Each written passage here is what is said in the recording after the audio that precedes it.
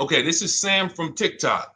So there's a car for $7,000. I want to sell my car worth 12. Can you explain that? Um, well, who are you selling your car to? It's if you say it's worth 12, then all right. We only get offers to find out what our car is worth. We don't use algorithm sites because that's worthless.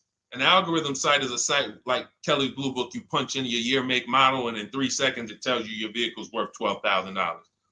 Right now, we have companies that bid against each other. And what you want to do is you want to go on your computer, go to CarMax.com, go to Driveway.com, go to Carvana.com, go to AutoNation.com, go to Kelly's Blue Book Instant Cash Offer.com, and go to Car Gurus. All of them will connect you to somebody or some major buyer who pays cash for cars immediately. Literally, quick inspection, drop your check, and you're on to you literally, it's that simple. We are no longer at the mercy of private owners who are going to come by and look at our car and no one buy it and talk us down. There are extremely competitive buyers in the market that I've been telling people about since 2021 when we were cashing out. I was big on telling you guys during 2021 to 2023, during that whole pandemic run, cash out now, because the values of those vehicles will never see them again. So there are some people who cashed out, but that was also the beginning of showing people that you can sell to what is called institutional car buyers. And that is what stopped people from trading their cars. There are people who have learned from me, and maybe other people have mentioned this, that will never trade a car again because you're not getting the money that it's worth. So you go to those 6 companies, Sam, it should take you no more than 20 minutes. They're going to give you their best cash offers. And then you can sell to them and you can go buy something else. But what I want you to get in the habit of doing, everybody, is separating your transactions. What does that mean? Who you sell your car to is different than who you buy a car from. And you need to maximize each transaction. And you're never going to do that mixing all your transactions together, which is what most people do. They go into a dealer and they say, hey, I want to buy a car from you, and I want to trade my car into you, and I need a loan. 3 transactions. We don't do that. We separate them and we bid each one out using online tools. And that's how we get the prices we get. And that's how we pay less than everyone else. Okay. So the biggest thing, first thing, is go to those 6 websites: CarMax, Driveway, Carvana, KBB, Instant Cash Offer, AutoNation. And all of you who want to find out what your car is really worth, you go to these 6 websites, get your 6 offers, and then you'll find out what your car is really worth. We do not depend on any dealer to tell us what our car is worth at all. Okay? Shoot the next question up, Dolan. And you guys can continue to type your questions. We're bringing them in from all platforms. This is Terrell Taylor. By the way, everything that I'm talking to you guys about is out of my new digital book. It's called Cars from Home, 7 Steps to Saving Time, Money, and Avoiding Dealerships. Some of you may have it. If you have it, shout out to those who have it, and shout out to those who've used it to actually pay less than everyone else. And make sure I want you to be like Tiffany. Send me your deals. Send me your deals. When you get your cars, I want you to actually send me the results. Look, this is, oh no, that's not Tiffany. That's someone else who used the book. Look, used the book, got $175 a month less than her first quotes before she used the book. So send me, but you can get a copy of this book immediately for 75% off. It's normally $97. Go to my TikTok bio. You won't leave the broadcast, and you can have the entire blueprint. If you don't want to try to remember everything I'll be teaching you over the next hour, you can have the blueprint. You won't pay the $75. You'll get the 75% off. And we also have a comment pinned in the comment section for you guys on YouTube and on Facebook, and on Instagram. You go to my bio. So anyway, go get it, because it's only for 30 minutes. After the timer goes off, it's $97. It's still worth every penny. You can Google it. 5-star book. You can see all the people who rated it, all the people who's using it. This isn't a test. to do, but I want you to get it at 75% off. It's better to pay $24 than $97. Okay, Terrell Taylor. So you said, Terrell Taylor on YouTube said, I have $35,000 to $40,000 to buy a truck with. Should I buy a used or a late model new, 2022 to 24? So whenever we're considering a late model used car, this is a model like Terrell said that is 1 to 2 years old. Let me tell you why I don't like shopping for those first. I like to shop for a new price first. Whenever you are buying 1 or 2 year old used vehicles, you have to realize something. How do dealers get used cars? Trade, or they get them off lease, they buy them. When you have not waited 3 years, you're not going to see a lot of used vehicles in that option because most people don't buy a vehicle and then trade it in 2 years. So you're not going to see a lot of 1 and 2 year old used vehicles. I don't like that because when there's not a lot of a vehicle, the people who have that vehicle get to set very high prices that we have nothing to compare it to. And that's a recipe for losing and overpaying. I've had people come to me who are looking like you, and what I say is, I say, okay, shop for a new one first. I'm gonna tell you why. When you shop for a new one first, you get to see what the market value is. So take Sean. I'm showing Sean. Some of you have seen Sean. He got an F-150 Lightning XLT, $73,000 vehicle. Using what we teach and getting bids from home, using the Cars from Home system, he saved $21,000 on a new one. That was his best offer. He got multiple offers because we always get at least 5. So his best offer, he saves $21,000. If he had gone to look for a 1 or 2 year old one of this, he would have never known that the new ones he can save $20,000 off of if he shops right. Now, some vehicles, it might be $7,000 off, $10,000 off, $5,000 off. The point is, until you know what the new market is for a vehicle, you can't shop a 1 or 2 year old one. Because what happens if you shop a 1 year old version of what Sean got and he goes and he pays, he pays 65 for it because he thinks, or let's say 60. Let's say 60.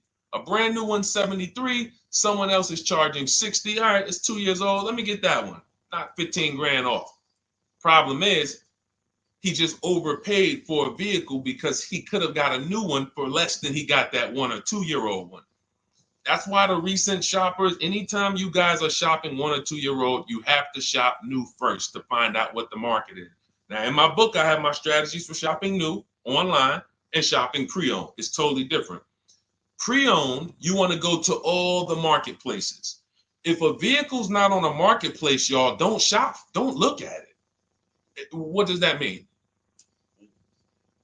You ever walk into a used car dealer and you see a used car, but there's no price on it? Type a $ if you've ever experienced this.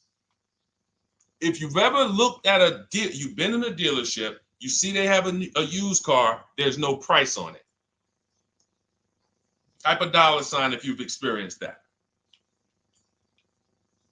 Okay, I see you, Terrell. Okay, perfect. I see you, Don Dickey. Okay, perfect. All right, we have enough people. All right, Makeover Forever Studios. I see you. Okay, Todd May, I see you. So this is a common thing. When you go and look at that vehicle, the most dangerous thing to do, I see you, Tony, is to negotiate on a car with no price because they can make the price up. When a car is on a marketplace like cars.com, carfax.com, carguru.com, carvana.com, carmax.com, these are all the marketplaces we shop for used cars at once. It's like a big round robin for us. This is how I want you to shop. Now you must be competitive or no one's coming. Now there's some people who try to pull a tactic. They'll list a car for 20. They have no intentions on selling it for 20. But they want you to come in and then they'll charge you more, fees, makeup fees and all of that stuff. That's why we always call beforehand. But we know the power is online. The competition is online. So when you're looking, Terrell, you're either deciding, all right, I'm either going to look for a new vehicle, find out what the market price is for the vehicle I'm looking for and how much I can save. What's my best offer? You need to get at least 5 offers. I'm telling you, it's going to be big differences.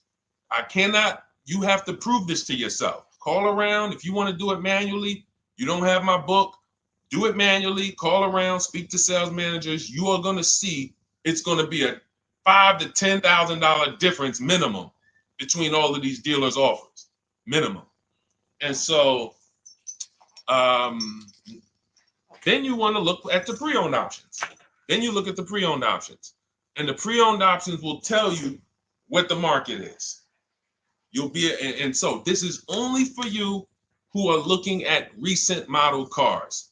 If you're not looking at 1 or 2 year old pre-owned, this doesn't matter. But those people have a little bit more budget, and that's okay. That's okay. But when you have a little bit more budget where you can look at a 1 or 2 year old pre-owned car, that means you have a little bit more money to lose if you make a bad decision. So that's what you want to consider, Terrell. Shop for the new ones first, depending on what your budget is, and then look at the pre-owned market and say, all right, where's the pre-owned market? But that 1 or 2 year old, you're not going to have a lot. Until that 3 year cycle comes and dealers can start buying those vehicles back off lease, you're not going to see a lot of vehicles. That's why I don't play in that 1 or 2 year old zone. It's just a dangerous zone to play in. Dealers know, we're the only ones. Hey, we the only one that got this car within 50 miles. Let's charge this for it. And then they depend on someone who doesn't know the market to come in, pay for it, and you can literally overpay by 10, 20 grand and you won't realize it until, a couple years later. Okay, great question though. Great question, Terrell. Go ahead, shoot the next one up, Dolan. Type your questions, y'all. We're going to get through as many as we possibly can in an hour. I see a lot of questions coming in. Let me try to speed it up. All right, this is Abigail from Instagram. How do I shop for cars and take test drives without feeling like I'm wasting their time? I'm nervous. Okay, first thing to realize, Abigail, you're a very considerate person. God bless you for that. You're about to spend 5 figures on a vehicle. Some of you 6 figures. I love the courtesy, but we are the prize. When you're shopping the way I want you to shop, some of you, this is your first time here. You don't even know, hey, who is this guy talking? I spent 14 years in the car business. 5 years with Mercedes, 5 years General Motors. I've been helping people buy cars and get below market deals since 2019, education-wise. I love it, but you deserve the experience. If you were walking into the mall to spend 15 grand, let's just call it 15 grand. How would you want to be treated? Like royalty, right? Right? So, but I'm going to answer your question, but I need your mindset. A lot of what we're discussing is going to be the right mindset. You are the prize. That's why I don't want you going to dealers begging for discounts anymore. I want you sitting at home making dealers bid. This is how we do test drives on new cars and leases. New cars and leases. This is how we do test drives. I have it in my book because it's that serious. You're either going to have a great test drive or you're going to have a horrible test drive experience. We call and we ask the dealer, who's the most experienced person there? Who does everybody like? Who's the person that, has been there for a long time, just has a great reputation? Oh, that's John. John is just, he's been here 20 years. Everybody loves him. Okay, can I speak to John? Hey, John, my name's Deshone. I'm interested in the Honda Pilot. I just like to test drive it. I'm in the process of deciding what I want. And, do you have this particular model? You have one there that I could test drive? John, because we asked for the best person, we're typically going to get somebody who is not going to lie, usually. Not a guarantee, but taking these steps, I know these guys. I've been in this dealership. I know most dealerships have one person there who has a good reputation and who cares about that reputation. If you're enjoying this content, hit the like button, y'all. And Keith, y'all killing the likes on TikTok. Shout out to everybody who's hitting the likes on TikTok, to double tapping the screen. Appreciate y'all. And shout out to everybody who hits the like button. When we get there, we meet with John. We test drive. John, thank you so much. Can I have your card? I'll leave you my information. And if this is the vehicle I want, I'll be in touch with you. Perfect. Oh, Deshone, we don't sit down? We don't think, no, we never sit down. I'm telling you that there are things you must unlearn about the shopping process if you're going to win. And what does winning look like? Getting the most money off in the least amount of time. There's no leverage that you have when you sit down and try to negotiate with a car salesman. Every single dealer around you that wants to compete for your business, you can't talk to them while you're sitting in one dealer talking to a car salesman. That's why we don't do it. We get a card. Thank you so much. Listen, if this is the one for me, I'm going to give you a call. Simple. Pressure's off. There's no pressure in our system. You can't pressure us. That's what I want you doing. New cars, leases, that's how you test drive. 20 minutes, you're in and out. And I'm a car salesman at heart because that's what I am by profession. I would never develop a system that would allow you to waste car salesmen's time. I just wouldn't do it. I developed a system that when our people go get cars, look at Ansley. When our people go get cars, Ansley just got his lease, 1% lease, $58,000 Infiniti. Look, started the process Saturday, accept the deal Monday, all by email. $58,000 car, he's paying $554 a month, no down payment. We have tons of these. None of these people spent, look at Jared, lease like a boss, $569 a month down to $520, Volkswagen Tiguan, no money out of pocket. Let's go to a purchase. Pierre, pre-owned car purchase, got his 2022 Mazda, got a 20% discount off the original MSRP. This is 30 minutes. We are not spending more than 30 minutes in dealerships. Who doesn't want to spend more time in dealerships? Type me if you're like Deshone. I don't want to be in dealerships that long. You thought you had to be in dealers to save the big money, right? You thought you had to be in dealers to save the big money. I'm showing you as someone who pays less than everyone and who teaches people to pay less than everyone. Look, Kimberly, $20,000 off a Maserati, shopping from home. Because when you can talk to more people at once, the discounts fly off. And you see that all these dealers want to compete. So what you want to do, the best thing you can do to not waste people's time, Abigail, is to shop from home the right way. Because when you shop from home the right way, you realize it's only a few things you need to be in the dealership for. That's your test drive. I just told you how to set it up. With used cars, we do it at the end. But we're only there for a second. In fact, when you go to pick up your car, they're going to tell you, thank you. This was one of the most easiest deals I ever made in my life. Because you came in, you emailed us, you knew what you wanted, you gave us the information we needed, we made you an offer, you knew what you were decisive. We have all these scripts. By the way, in my book, I have all the email scripts. You don't have to even think about what you're going to say. It's literally copy and paste, copy and paste, copy and paste, copy and paste when we're shopping for new cars and leases. With used cars, before I go to the next question, I want to hit on the used car process.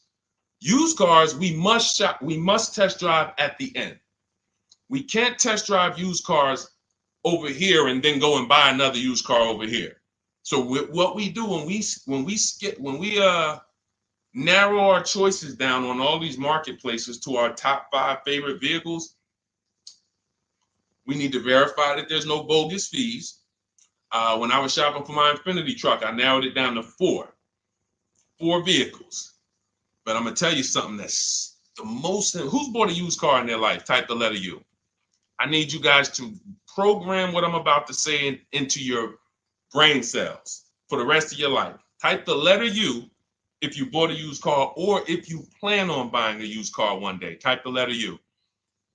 All right, I see you, Michael. Don Dickey, okay. Terrell, I see you. Glizzy, Tony, okay. Lori, I see you. Victoria. Anybody who plans on this, let me tell you how. Okay, let me tell you how. All right. See, when I'm about to reveal big stuff, I got to kind of see how I want to say it. The marketplaces that we go to look at used cars on, They're never going to tell us what a great price is. And I'm going to tell you why. The only thing that matters, let's say we're looking at 4 white Honda Accords.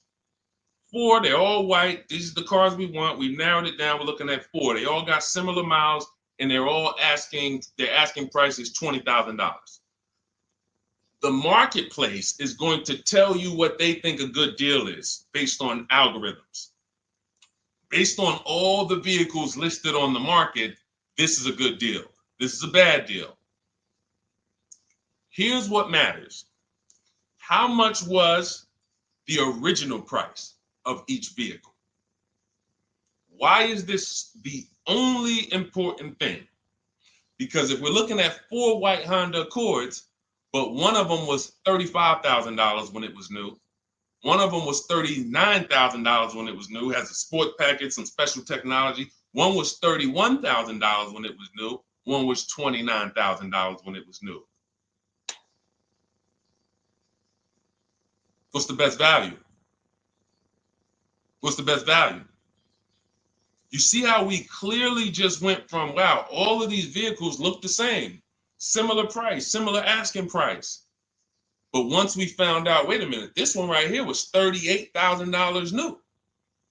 This one here has the cameras in it all around and the self-driving package, and it has the same asking price, or it's maybe $1,000 more. This is what I call the true value discount. The true value discount. And let me tell you why the marketplaces will never tell you this. Because if they advertise the true value discount, someone has to be at the bottom. In other words, when you're looking at Honda Accords, if you could go right to the true value, who's giving me the biggest discount off the original MSRP? That means the car at the bottom, they might be giving you no discount off the MSRP. We saw that during the pandemic. It was people selling, who remembers people selling Toyota Camrys, 3-year-old Toyota Camrys for the same price as they were when they were new? There was some deal, everyone wasn't. I know a couple dealers, I know a couple general managers who run dealerships who are ethical. And they said, look, I don't care what the market does. I can't sell a used vehicle for the same price it was when it was new. I'm not doing that. Because when that customer comes back in 3 years to deal with me, I'm going to have to help them again. And if I bury them in their car, then I'm not going to be able to help them. But there were plenty of people who was. The true value discount is all that matters, which means we have to know what the car was new. We have to find the Maroni label. We have to go on the Carfax. We have to go to where the window sticker is and get the original price. And then we'll clearly see, oh, that's the best used car. And no one else shops like that. No one else shops like that. If y'all get that, type dollar signs. If you get that, what I just said, type dollar signs. That is what is important, not what they tell you is a good deal. So going back to me, when I got my Infiniti truck, 4 vehicles, all in a similar price range, all white. They were between $1,800 difference from each other, similar miles. But once I found out that one was 46,000 new, one was 48,000 new, one was 52,000, and the one I ended up getting was 54,000. That separated it. The one that was 54,000 new, they were giving me a 42% discount asking price. These are things that help you cut through the mess, the smoke and mirrors of the car business. In order for you to win and pay less than everyone else, you have to cut through the smoke and mirrors. That's what I'm great at showing you because I was in the business. So these are the things that, again, if you say, Deshone, I need the whole blueprint. I need to give me the step-by-step. I'm leasing, used cars, high mileage, new cars. Give it to me step-by-step. That is my new digital book. It's called Cars from Home, 7 Steps to Saving Time, Money, and Avoiding Dealerships. It'll be in your inbox in literally 5 minutes, and you get yours for 75% off. Support yourself and support your family by getting your copy. Go to my YouTube comments. We have a link right there pinned for you guys. We have a link in the Facebook comments. Get your book for 75% off for the next 30 minutes. You'll see a timer on the page. Now, if you're on TikTok, click that picture of me and go to that link in my TikTok bio and click the one that says 75% off to activate the 75% off link. Get your book so that you never have to wonder about this. Now, we're going to continue, but I just know as we answer more questions, some of you are going to forget that. What we just went over in the last 10 minutes, this next question, you're going to forget all of that. All right? Now, Dennis Gamister from Instagram, on a lease agreement, does the deal use the MSRP or the discounted price? So when we're shopping for leases, this is what we do. We get all our offers this is how we construct our offers. If you've ever looked on these commercials and you saw, well, Deshone, when I look at leases, though, it seems like, one, they limit me on miles. And then I also see that they want a bunch of money up front. You are correct. But they only limit you on miles according to the miles you told them you were going to drive. They don't pick the miles for you. We select the miles. And what ends up happening is people will, because they typically don't know how to shop, they're negotiating. They'll say, all right, well, my payment's $400. That's my budget. I drive more than 10,000 miles a year, but I guess I'll just take the 10. Instead of paying $20 more to get 12, they'll take the 10, and then they'll say something like, if I go over, I'll just buy it. Horrible idea. Absolutely catastrophic idea. Or if I go over, they blame the lease. They literally will get the penalty, get the bill for the 6,000 extra miles that they used, and they're charging them 25 cents a mile now, and say, man, this is why I don't want to lease, because they limit me on my miles. No, they didn't. To save $20 a month, you pick the lower miles. You can customize leases up to 15,000 miles if you want, 18,000 miles. Look at Jen. Jen just got her lease on her Honda. Hold on, where's Jen's lease? She got an 18,000 mile a year lease. Now, the way we shop is 12,000 miles per year, only first month's payment due at signing, and we shop it taxes and fees in the payment. Jen, her best offer on her Honda CR-V hybrid, which is one of the most popular hybrid crossovers in the market, she got $512 a month, 12,000 miles. That's a 1.3 lease. We'll talk about the 1% rule for great lease deals and the 1.5% for overpaying. She gets 1.3. She bumps it up to 18,000 miles per year. But look how much more, y'all. $50. So for $50 more a month, she, instead of driving 12,000 miles, she gets to drive 18,000 miles. And she gets to drive as much as she needs to for $50. Versus her saying, you know, I'm going to take the 12 knowing I don't drive 12, and then I'm going to get penalties and, again, blame the lease. The lease is custom. And the first time I learned about high mileage leases was when I was working at Hyundai. I was a manager at Hyundai for a short period of time. It was a highway dealer. The guy ended up going to jail. It was typical, like, you know, I've worked in some dealers, some phenomenal dealers, but this one was like, if you ever could imagine the prototypical highway scam dealership, I mean, this was it. So I was only there for 6 weeks, but I was a manager, and what I saw was I was taking care of this guy's lease who was just finished with it. He had 72,000 miles on it, and I went out there and I said, wait, you leased this? 72,000 miles? He said, yeah, I always lease now. He said, I used to come in every time I bought a car, my negative equity was ridiculous, $15,000, $10,000. I had to keep writing these big checks. And I just said, you know, let me switch to leasing. A customer taught me about high mileage leasing. That's why when I say car salesmen aren't trained, they're not trained. We learn things by intuitiveness and curiosity, and you know, we're not trained on finance and insurance and leases versus buying, none of that. You know, so anyway, I said, wow. And so I looked at his payment. This guy is only paying like $175 more a month, not even, to drive 25,000 miles a year. So if a normal Hyundai lease was $299, he's paying $450, $475, and he's driving 25,000 miles a year. Boom, drops it off, Boom. No negative equity, none of the trash that most high mileage drivers are dealing with. So when we are shopping for a lease, we have to shop with our template. Whenever you're getting your lease quotes, it's 12,000 miles a year, first month's payment only due at signing, taxes and fees in the payment. Assume tier 1. That's what we blast out. In my book, I have something called the 25 to 5 strategy. We connect with 25 dealers online. You use my email scripts, copy and paste. We're going to get 5 offers. This will take you. You saw Ansley. He said, I started it Saturday. By Monday, I accepted a deal.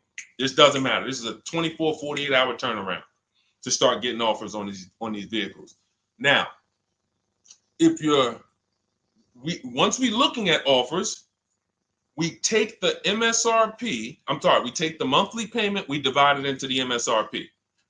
So let's just say we're shopping for a vehicle. It's $40,000. One of our offers is $400 a month. $400 a month. No money due at signing, just $400. We drive off. We divide that into the MSRP, not the selling price, the MSRP.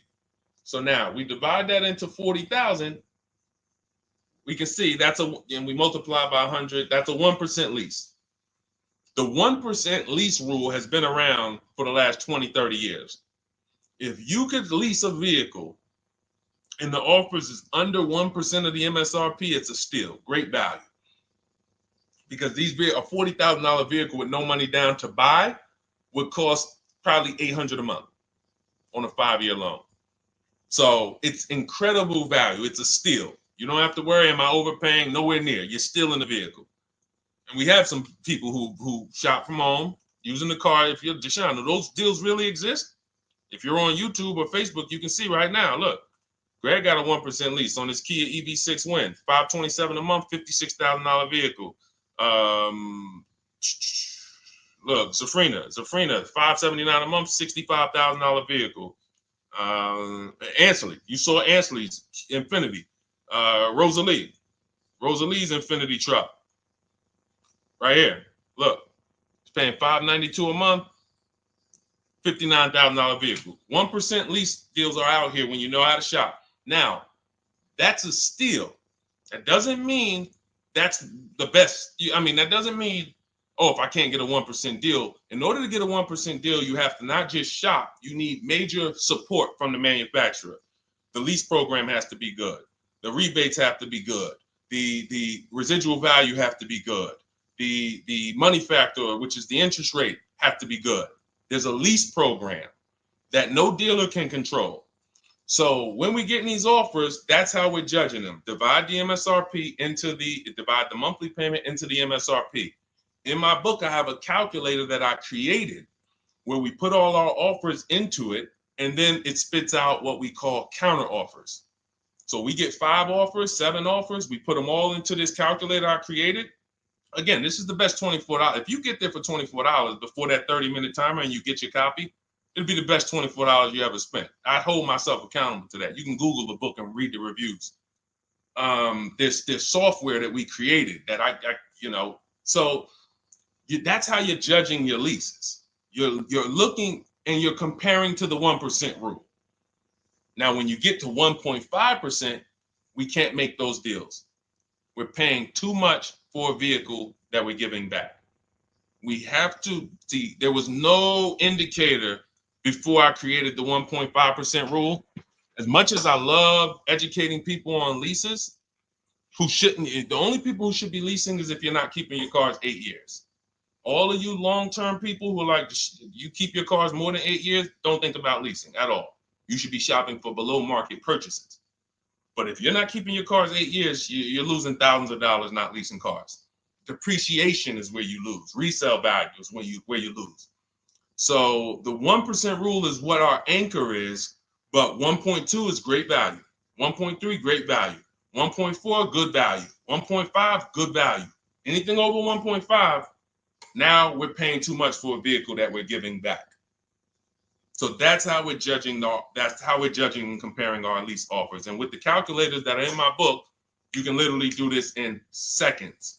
This stuff, these mathematical things that used to be complex, even hard for me to explain, when you're using the stuff in my book and you're seeing, wait, There's calculators I can do this. Boom, boom. Why don't these calculators exist on Google? Because anything that makes dealers compete, they're not going to make for you. They'll make stuff for you that allows you to see more and do this and make it easier and faster and connect to get a loan quick. But competition, any tools that create competition, they're not going to make those for you, because that's where the real money comes off when you make dealers compete. Okay, so you want your copy of Cars from Home, 7 Steps to Saving Time, Money, and Avoiding Dealerships. Click the picture of me on Instagram or TikTok. It's going to take you to my bio. You won't leave the broadcast.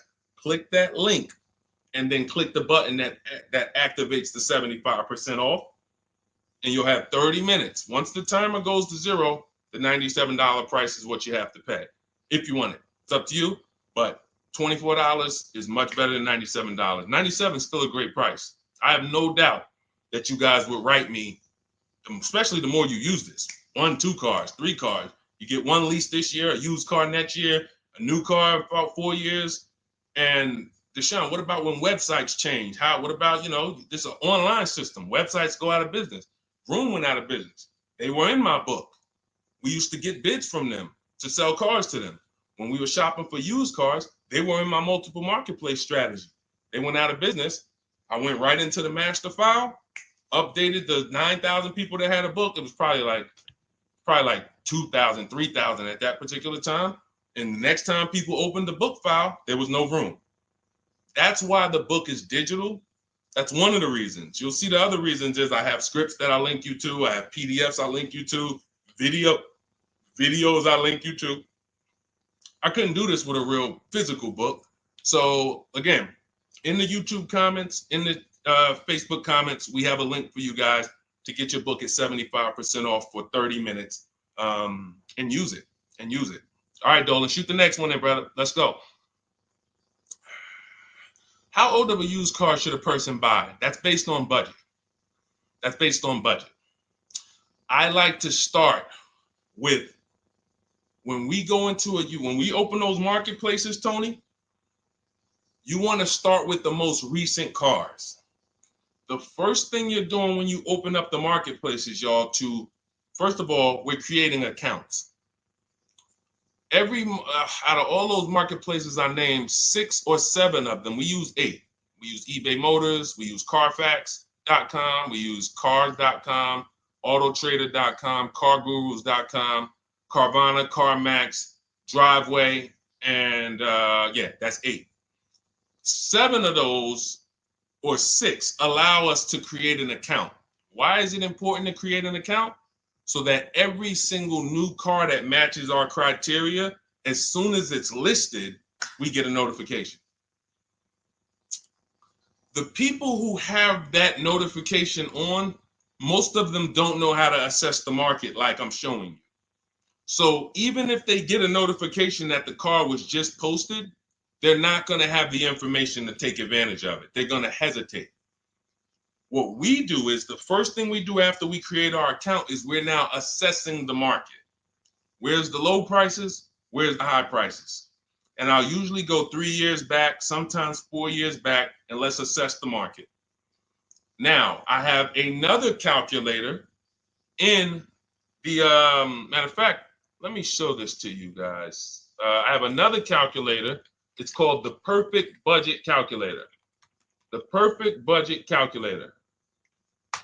What this does, you guys can't see this on YouTube, but you can see it on you can't see this on TikTok. But if you go over to YouTube, Facebook, or Instagram, you'll be able to see what I'm sharing right now. Now, what often happens is, let me share this. Hang on. Boom. Okay. So now what often happens is, a lot of you will say, I could put down $2,000, but, if I don't have to, then I won't. Or, if you get a car and you pay $15,000, if you pay $500 a month for 5 years, that's a lower price you paid than paying $500 a month for 6 years. So ways to manipulate our budget is to shop within our budget for a shorter loan. This is all stuff where I said, okay, people don't know they need to be doing this. So let's make a tool that does it for them. And this is, you get access to this when you get your copy of Cars from Home, my book.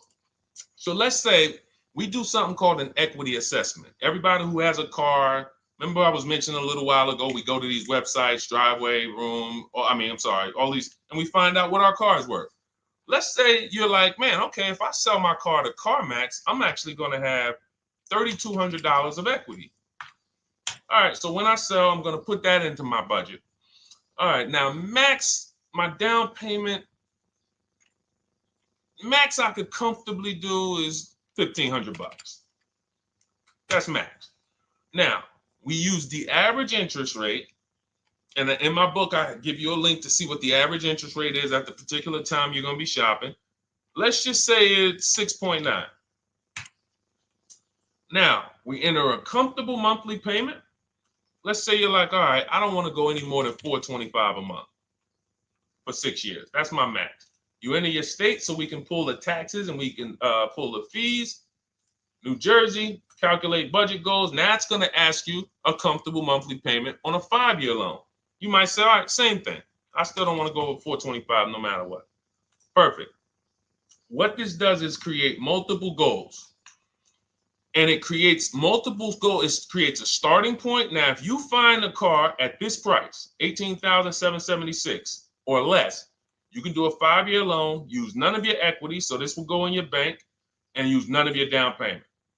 Now, next goal may be, okay, $22,000 or less. 6-year loan, no equity, no down payment. So the first two goals are no money down goals. If I find a car anywhere in these price ranges, I can do these deals, no money down. Now, this is one where I use my equity, but no down payment. Goal number 4, I use my equity for a 6-year loan, no down payment. Now, goal number 5. Now you can see the price of the car is getting higher. Use equity, use my use equity and down payment, but it's 5-year loan. And then here is your max budget. Your max budget, which is fine. There's nothing wrong with if you find a vehicle that, once you use this and you find the best price vehicle, as long as you are under this number, you are fine. The problem is when you go over that number. The problem is when you go over budget. All of these goals are your budget. So when I got my Infiniti truck, I got my goal out. It was my fourth goal. Now, this is how you make sure when you go out to shop, and look at the top. What does it say? You select your state determines the sales tax, will factor it in, give you precise figures. Now, you'll notice, what about the fees, Deshone? Don't all these cars charge fees? We've already factored in the taxes, and we've added $1,000 for fees. What is $1,000? The documentation fee and the motor vehicle fees. It's all in there. So you can go out and know that's my max budget. I cannot buy a vehicle, make a deal on a vehicle where my purchase price is more than $26,729. That's the perfect budget calculator. So there are certain things that I had to create. No one does them. Everything that I was referring you guys to, all the websites, I was doing this, and there was some things where I couldn't refer you to anything because it doesn't exist. We had to build it. So this is how we make sure we are shopping, whether it be for new cars, used cars, below our budget. And that's not how you make, but here's the thing. I need you, before we go to the next question, I need you to understand something. That doesn't make sure you pay below market price. You have to combine this with getting bids, because you can be within your budget and pay over market value. There's 3 types of prices you can pay for a car, whether it's a new car, used car, or lease. Did you pay market value? That's what everyone's paying. Average. Did you pay over market value? Our only deals we make are below market value. And the way that happens is through bidding and creating a marketplace around you where all these people are competing for your business. That is how you combine that with the budget. This will keep you below your budget, but it does not guarantee. If I gave this to you, all of you would be like, this is great. I'm never going to go over my budget again. But it does not, until you combine that with getting bids for whatever you're looking for, you still run the risk of overpaying, even if you're under budget. Okay? Clear? Type $ if you're all clear before we move to the next question. And there's no way for us to do this manually. If there was a way that you could do this manually, trust me, I would have told y'all to saw me make a video about it all day on my social media. There was just no way. We had to build software. And you know, in my book, you guys will have access to at least 5 calculators for counter offers for new cars, true value discounts when you put the new price you put the original new price of the used car deal, whatever used car you're buying, you put the new car price in, and then you put in the asking price, and it tells you the true value discount, perfect budget calculator. We have at least 5 softwares that I've custom built, and you know, to make sure you guys get great value. So again, you know, I didn't want to be the person who said, you know, you guys know, there's plenty of people who be like, man, the value I'm giving you guys, I'm gonna charge $2.99 for the book, whatever. The people who pay, they'll save the money. And the people who pay, there'll be some people, because some people are gonna pay, they just see value. Poor people look at cost. Wealthy people look at value. People who are into financial literacy they don't ask themselves, how much does that cost? They ask themselves, what's the value I'm getting from that? And I could have said, well, you know what? I'm going to help you pay less than everyone on new cars, used cars, leases. We'll do $200, $300 for the book. And I only want to sell it to 1% or 5% of the pie. But at the end of the day, my mission is to help as many people want to be helped. And so that's why I said, okay, $97. But even our welcome offer, you got a chance to get it for $24 if you get there before the 30 minutes is up. Okay? YouTube link, get your copy. And make sure you save the support email, guys. You see it scrolling across the screen. If, for instance, you don't get your book in 5-10 minutes, it's usually because you typed your email wrong. Reach out to my support team. They'll get you the book immediately. And soon as you pay, go to TikTok. Look, y'all see the links. Go to my bio on YouTube and Instagram. Get your copy. And as soon as you pay your $24, there's going to be a page that says screenshot this page. Right on that page, you can access your book. I want you to have the book immediately, but I also, in case you know, some of you type wrong, big thing, you know, we fat finger stuff. I want you to have the support email so that you can reach out to my team so we can make sure that book is in your inbox so you can use it and start saving money and building confidence. Okay, Dolan, next question, man. Let's keep it rolling. Okay, there's something about Mary on Instagram. I bought a car as is, and in less than a month, motor lock, can I sue for selling me a lemon?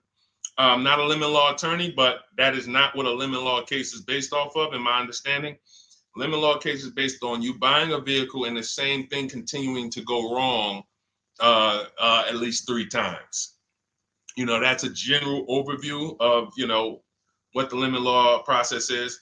And if y'all are enjoying the broadcast on TikTok, can y'all just double tap the screen and keep running those likes up? Every time y'all do that, y'all help TikTok bring more people here, and I appreciate it. If you're going to spend some time with us and, you know, every time just you hear something you like and you're like, man, we got to share this. Oh, and shout out to Madhu for sharing. Here's the thing. I made a video about this the other day because a friend of mine got a used vehicle and the transmission went out on him in about a month. So it wasn't the engine. But when you buy a vehicle as is, it's very tough for you to have any recourse, anything that you can do, because you're signing a contract that specifically says as is. It's very tough. What I would do if I was you, because the damage is done. I just find out what it would cost me to put a used engine in the vehicle, rebuilt in a used engine. You know, salvage yard. You need to, and especially if you're buying cars that you're paying cash and you're buying as is cars. These are probably cars that are under 10 grand, 12 grand. You need a mechanic. See, because that's a strategy. There is a great strategy called buying inexpensive cars and having a local mechanic so you could do what's right. Oftentimes you could drive those cars for a year or two and sometimes sell them for what you got for them because you've outlived the depreciation. Those cars are not depreciating as much unless you overpay for them. If you overpay for it, then it's going to drop because you overpaid for it. But if you pay a great price on some of these vehicles, you can oftentimes win with this, but it requires skills. One of the skills is, how do I avoid engine issues, transmission issues? So a couple things for those of you who may be going this route, you need to narrow your search down thoroughly based on title history, service records, accident history. That oftentimes you'll see, if I typed in right now 2018 Subaru Outback longevity. That's one of the things we do. It's in the 4th step of my book. Before we get prices on anything, we do a quick 5-minute search to make sure these aren't bad cars. There are bad cars out there, but there's data that shows us. If I type that in, it'll tell, okay, these vehicles are known for lasting 100,000 to 300,000 miles, depending on how they're maintained. That means you could have a quality vehicle, but if it wasn't maintained correctly by the first owner or owners, it's going to break down. The life cycle is cut short. These are preventable mistakes by simply checking Google. Now, we narrow these things down based on title history, service records, accident history. Once we do that, I don't mind buying a 10-year-old. I bought a car that was it's my around the city car. I drive it probably 200 miles a month. I bought it from a owner in South Orange. He was a 98-year-old man. He's had it for 10 years and he knew everything about it. He leased it for 3 years, then he bought it. So he's really had the car for its entire life cycle. That's what you want because you're able to look and see the service records. I don't mind. We have to take the risk off of ourselves, and the risk off of ourselves with used cars to prevent ourselves from buying these used cars that are breaking down on people and they're always in the shop and, they're dying on the road and you got to keep the tow truck on speed dial. It's simply a matter of checking to see the reliability records of the car, which is easily accessible on Google, the way I just said, and then making sure the one we get was actually maintained correctly. And that's going to give us the best chance of having a great experience. These are the steps we must take. But in your particular case, there's probably, I don't think you have a case. You can certainly reach out to a lemon law attorney. I don't think you have a case at all. I think because it's buyer beware with cars. It's buyer beware. That means it's on you. If something goes wrong, it's on you. And so what I would do is I would find a local mechanic that I trust, that everyone loves in the neighborhood, and I've been there for 10 years, 20 years. And I would say, listen, can you find out what it would cost me to put another engine in this vehicle? My father did this on his GMC Envoy about 6 years ago. It was a 2008 Envoy. The engine went out on him. He put a new engine in the vehicle. One of the best $2,000 he ever spent, $2,000 or $2,500, whatever it cost him. They put a new engine in that vehicle. He still has it. He's about to sell it for about $4,000. He's had that vehicle from 2013. Think about that. A lot of people, engine goes out, they sell the car. It's worthless now, so they take the loss. Meanwhile, man, let me come up with $2,500 and I still got no car payment for the next 6 years. We don't need to be so quick to go replace our cars. If we follow these strategies, we can actually, I love to see more people doing that. Just go fix the car. But don't go to the dealership to fix it when they tell you, hey, the engine's gonna cost $10,000. And what does the dealership say, y'all? When you have these major issues and the dealership tells you the transmission is $7,000 and a new engine is $10,000, what's their suggestion? What's their suggestion when they tell you that? Because they already know you're gonna be like, yo, what the heck? I can't pay all of that. What's their suggestion?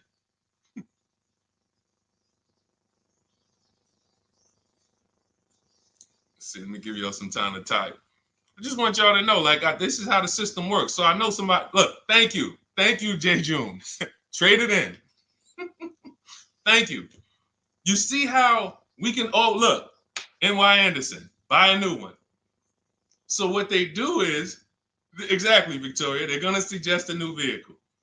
So if we know, now watch this, as your vehicle is worthless, you don't have any opportunity to put it on a competitive market to see, well, how much would somebody pay for that? They've already assessed the value and they want to structure your deal, have you take that major loss for that engine. They're going to put the engine in for a lot less than that and they're going to resell it, and now they sold you another car.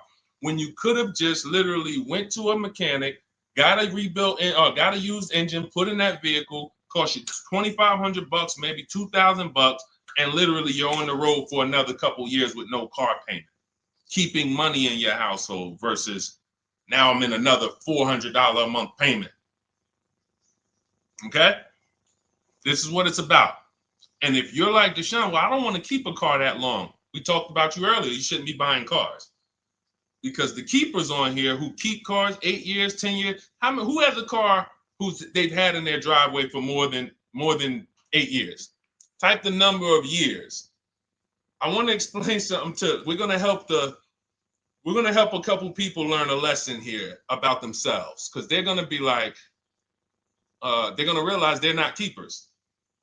Look, look, we need to show people, because some people think, oh, I keep my cars a long time. I keep them about 6-7 years. We need to show that that's not a long time in the world of cars and depreciation. So Michael, 15 years. Michael got a car that he's had for 15 years. Let's go. Type the number of years you've had it if it's more than 8. Look, Vancia, 11 years. Let's see. See, a lot of people don't keep their cars. Look, NY Anderson said, I drove my last car 14 years. All right, Connie, 15 years. She has a 2004 Chevrolet. Tony on Facebook, 2006. Now, watch this, y'all. If you ask me, Deshone, what's the way to get the most money out of a vehicle? It's to do what they're doing. Tanaya, 9 years. No, Renata, not less than 8. Not less than 8. We're trying to put you into a different we're trying to help you see the category you should be in. Look, 9 years. Donna, 15 years. What's so important for y'all to see about these people is that they have beat depreciation. And that means whatever their vehicles are worth today, a year from now, they're going to be worth about the same. If their vehicles are worth $4,000 today, a year from now, they'll be able to still sell it for about $4,000. But the thing is, they're trying to get the most money out of it because the cost of replacement is expensive compared to what they're doing. No matter how much they got to pay to keep those vehicles on the road every year, a little couple $100, maintenance, whatever, it's nothing compared to going and getting a new car and bringing hundreds of dollars a month or thousands of dollars in the form of cash out of our household. And everyone's not going to do that. And that's okay. You should not be buying cars. You should be shopping for below market leases. Because again, there's 2 ways to save money. Do what the keepers do. You just saw all the keepers. We shouted out all of them. And the other way is to go in and not tie money up in the vehicles in the first place. When you look at somebody like Danielle, she's driving a $44,000 Audi, 2024 Audi A3. That vehicle is $800 a month to buy, no money down. $800 a month for 5 years, maybe $700 a month for 6 years. She's paying $550 a month. She didn't tie up the money in the first place. That's the name of the game with leasing. Bonita on her Telluride. This is also to show you it doesn't matter what the market does. The market could be up or down. We're going to pay less than everyone. This is Bonita. She got a Kia Telluride during the pandemic when everybody was paying ridiculous prices. That's why I show her 2022. Look at the date. She said, I'm driving my dream vehicle, $600 a month. People were leasing. And I know if somebody watching this and they're like, if you leased a Kia Telluride during the pandemic, you are not paying what she's paying with no money down. I know it. I know it. People were DMing me, Deshone, I want a Telluride. They want $900 a month for them. I know people weren't paying $600 a month, but she came in, used our bidding system, used the same strategies you're going to have access to in my digital book. She got $600 a month from home without being in a dealership. Her dream vehicle. This is how you win. You're either going to not tie up your money in vehicles, you're going to drive new vehicles that don't have problems because they're always under warranty and you're paying cents on the dollar compared to people purchasing, or you're going to be a keeper like Michael and like Donna and like the people who said, okay, I'm keeping my vehicle this long. That's why in my book, it's 7 steps. But the first step is to ask yourself how many years you're keeping your next vehicle. That is the first question I would ask you if you and I were shopping together. My first question to you would be, Michael, how many years you want to keep the next vehicle? 8 or more or less than that? If you said to me, Deshone, I'm going to keep it at least 8. All right, let's go for the purchase. New or used, depending on budget, but we're purchasing. We need to find a below market purchase. If you said, Deshone, I'm 6 years max. I can't see myself keeping a car more than 6 years. All right, we're going to shop for a below market lease. Because the money you're going to spend in a below market lease, when you get these below market lease deals, not commercial leases, not what you see on advertisements. Those are ridiculous prices. We don't pay those prices. None of these people that you see, Greg, Charles on his Palisade, none of these are advertisements. They're thousands less. But when you're putting money in the cars and you're driving brand new cars, this is how it was for me when I was 22.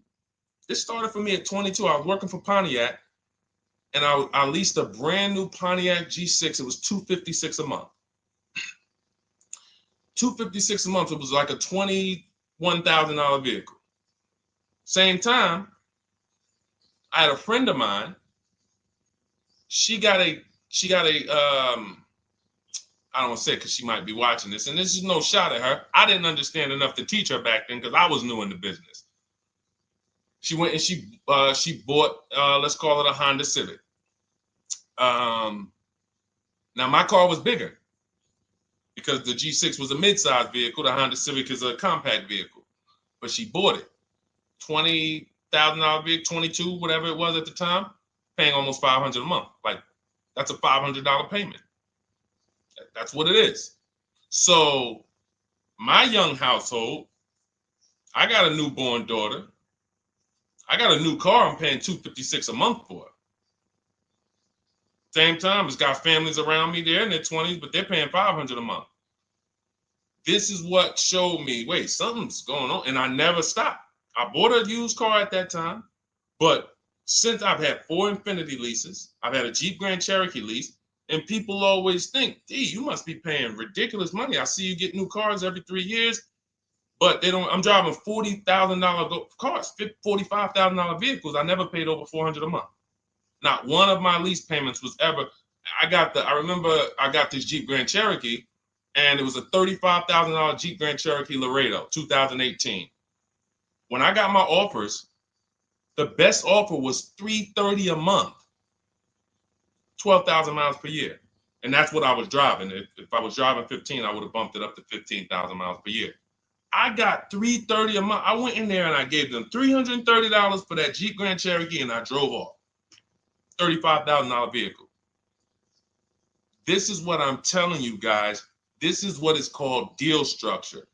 If your deal is not on the right foundation, if you buy, but you should have leased, you're overpaying by thousands and thousands of dollars. And you're going to have subpar vehicles with that run out of warranty, and you're going to have the same payment. You're going to have higher payments. I need you out of these two categories. I need you in one of these two categories. I'm either going to keep my vehicle long enough to beat depreciation, 8 years or more, or I'm shopping for a below market lease. I'm not going to be stuck in the middle no more, buying vehicles and then selling them while they still have a loan on them, negative equity and all of this stuff. This is paramount. Okay, the buying versus leasing thing. I need most of you to put this to bed today. And I think I'm one of the only people that goes into buying versus leasing by the numbers. It's not opinion based. It's not, oh, I think you should lease if you're, depending on the car here, it doesn't matter the car. Doesn't matter the car. You can see Teddy's, let's show Teddy's luxury.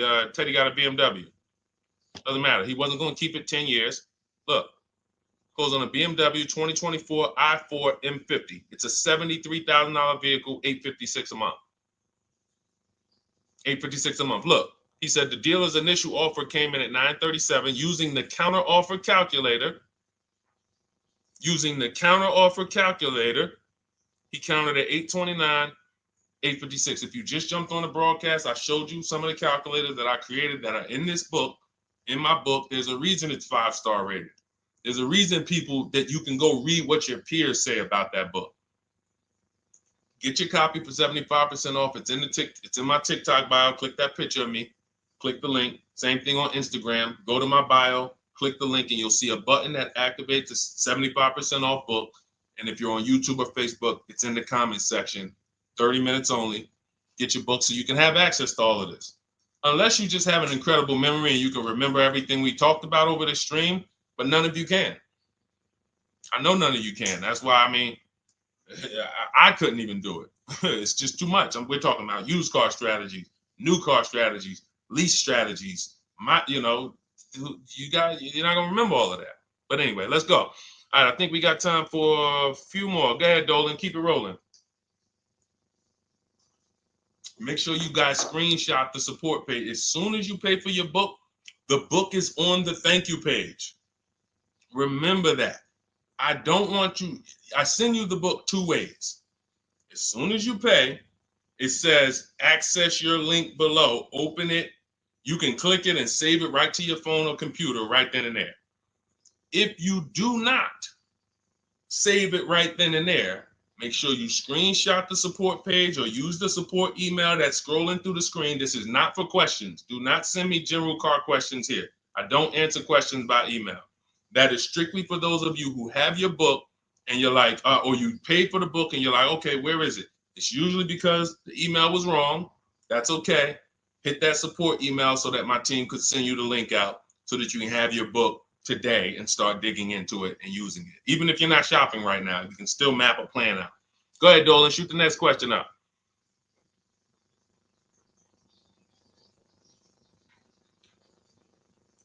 All right, this is Victoria from TikTok. Any tips for how I can get the highest trade-in value for my existing vehicle? Of course, bids. Bids. First of all, you just said a curse word. You may not know, but we don't use that T word here because you're never going to get anything. You're not going to get a max value for anything trading. We are fortunate that we have the opportunity to get bids from cash buyers in the market. And I'm not talking about cash buyers like Facebook Marketplace where a person, it's one of your neighbors from your town coming to look at your car. I'm talking about institutional cash buyers. People who cut a check instantly and, they do an inspection. That Jeep Grand Cherokee I sold to CarMax, they were the highest bidder 3 years ago during the pandemic.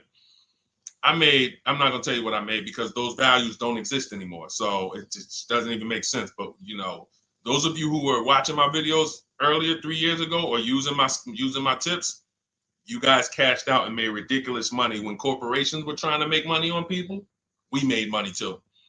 But CarMax won the bid. I went down there. They did an inspection on the vehicle. They came back. Accounting department came, cut me a check. I walked away with a check. That's it. You don't want to trade. You want to sell. You want to break your not even break your transactions. I need you, Victoria, to realize there are three transactions in a car deal. Who you're going to sell your car to, That's one. Who you're going to buy your car from, that's another. Who you're going to get your loan from, that's the third one. Now, you're not always cash buyers. Deshone, I pay cash. Then you don't need that. Deshone, I don't have a vehicle to replace. Then you don't need that. But how do we make sure we get the highest value or the biggest discount? Bids. Each one, we make the market bid. So when what you should do right now, Victoria, this is step 2 in my book. After we decide whether we're going to buy or lease our next vehicle, that's step 1. Then we move to what is called the equity assessment. We need to find out, do we have equity or negative equity? Equity assessment. We call our bank. If we have a loan, we find out what our payoff is. Then we're going to go to carmax.com. I'm going to give you the 6 companies. This is the equity assessment process. We do this for leases too. I don't know if we have time to go into that, but I'm sure there's people on here who didn't know you could sell a lease. Type a question mark if you didn't know. Deshone, what do you mean selling leases? I never heard of that before. Type a question mark if you didn't know you could sell leases. We have an equity assessment process for that too. But what you would do is you go to CarMax, Driveway, Carvana, Kelly's Blue Book Instant Cash Offer. This takes 20 minutes. Auto Nation, Sell My Car, and Car Gurus, Sell My Car. Car Gurus, Auto Nation, Kelly's Blue Book Instant Cash Offer, Driveway, Carvana, CarMax. 6 offers in 20 minutes. That's bids. See, everything we do is a bid. That's how we have peace of mind. We don't negotiate. We make people negotiate with each other. There's 2 schools of thought. I want to remodel my kitchen. I want to remodel my whole kitchen. I go in and I have 5 people come out to give me a quote. One of them comes in and I start negotiating with them. Hey, you got to take less. Hey, you got to take less. You got to take less. I don't know if it's a good price or not. But when I come in, the first person comes in, I say, hey, okay, great. Is this your best offer? I'm having a couple other people come by. Oh, okay. Okay, thanks a lot. Next offer. Oh, next offer. Oh, well, listen, look, I could beat that. Oh, I'll give you another 5,000 off. They're competing against each other. When someone knows you are shopping their competition, you're making them compete with each other. They're negotiating with each other, not with you. That's a bar. Type of exclamation point if you got that. When people know you're making them compete with their competition, they're negotiating with their competition, not with you. That's the power of bidding. That's why we got grandmothers and single mothers that can come in and do this. That's why we got people who can come in and do this. You know, how are people getting these prices? Not negotiating, because they're making people negotiate with each other to earn their business. They're making banks negotiate with each other to earn their business. It's a beautiful thing.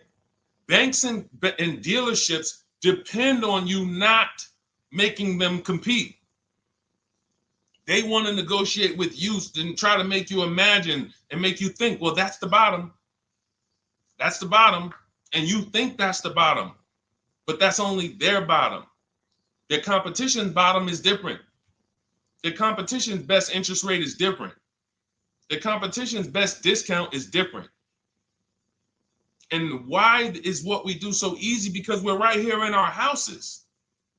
That's why our entire system, our company, my book, our mindset is called Cars from Home. Cars from Home. It encompasses everything we do. Cars from Home. So that's what you do, Victoria. First thing you do is you go to those 6 websites, get your 6 cash offers, and that's going to be higher than any dealer you would ever consider trading the car to. Guaranteed. And this also allows us to eliminate the fake emails we get. All of this stuff is computer generated. I know you guys get these emails. Hey, Deuce, great news. We need your 2016 Kia Optima. We have a customer looking for it. We'll pay you $2,000 over MSRP. Who's gotten those emails? We'll pay you $2,000 over Kelly's Blue Book. Who's gotten those emails? Deuce, the list is CarMax, Carvana, KBB Instant Cash Offer, Driveway, Auto Nation, and Car Gurus. Car Gurus. That's step 2 in my book, the equity assessment process. This is stuff we do before we start shopping. Decide whether we buy or lease is step 1. That's going to put our deal on the right foundation. Step 2 is the equity assessment. Everything we do is a path. It's a clear, easy path. Okay, so yeah, I forgot the question that I just asked, but let's go.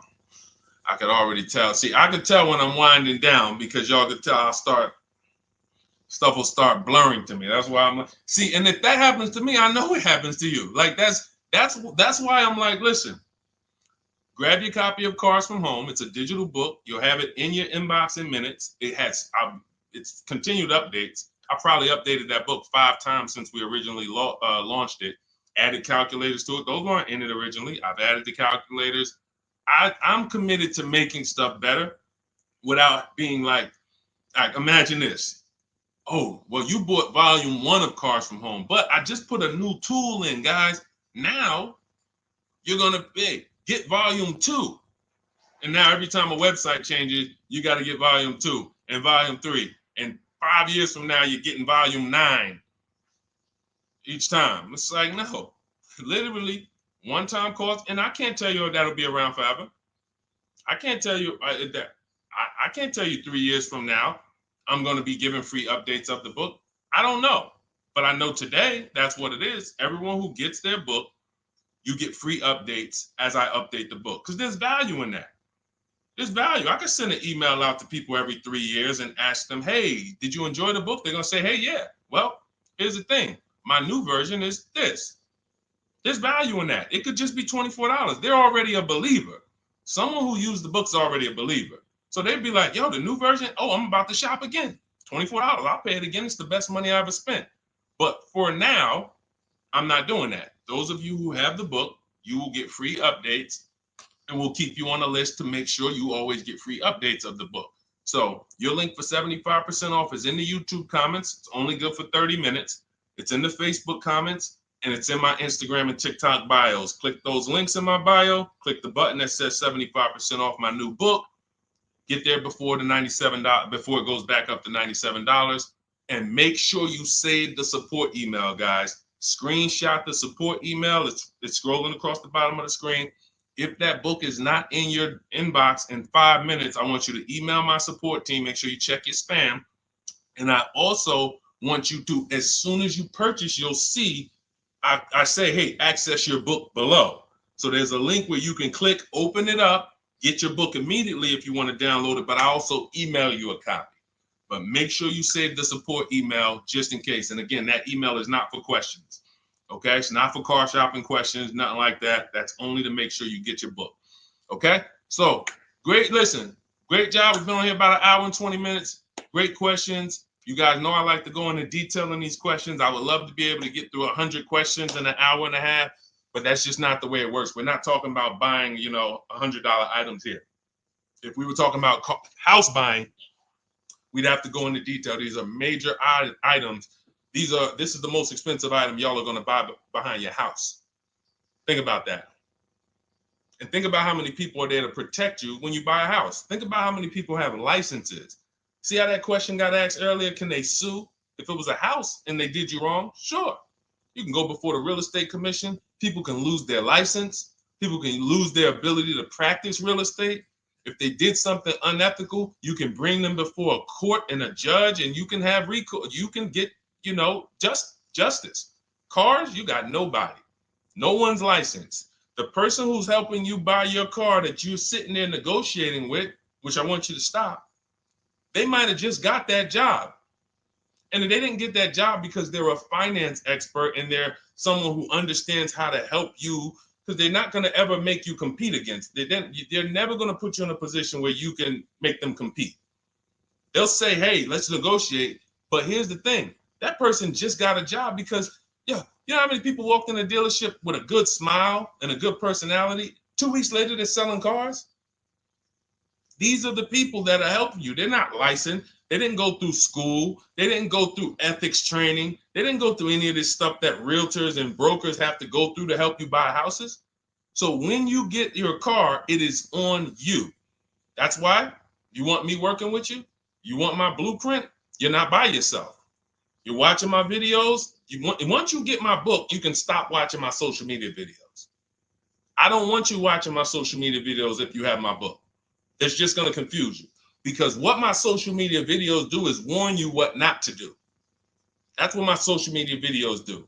Don't do this. The worst thing you could do is this. The worst thing you could do is this. Don't do this. My book is teaching you what to do. It's telling you what to do. It's not an education book. It's a do this first. Step 1, do this, do this, do this. Step 7, hey, congratulations. We're taking delivery.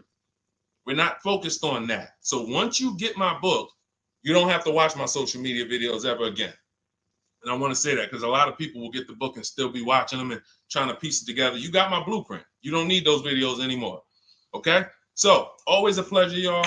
God bless you. To those of you who have your book, make sure you email me when you pick up your cars, send me all the details. Deshone, check this out. This is what I got. This is what I paid, so that we can bring you guys into the stream and continue to tell everybody about you. So about the results. All right. God bless y'all. I will see y'all on the next stream. Always a pleasure.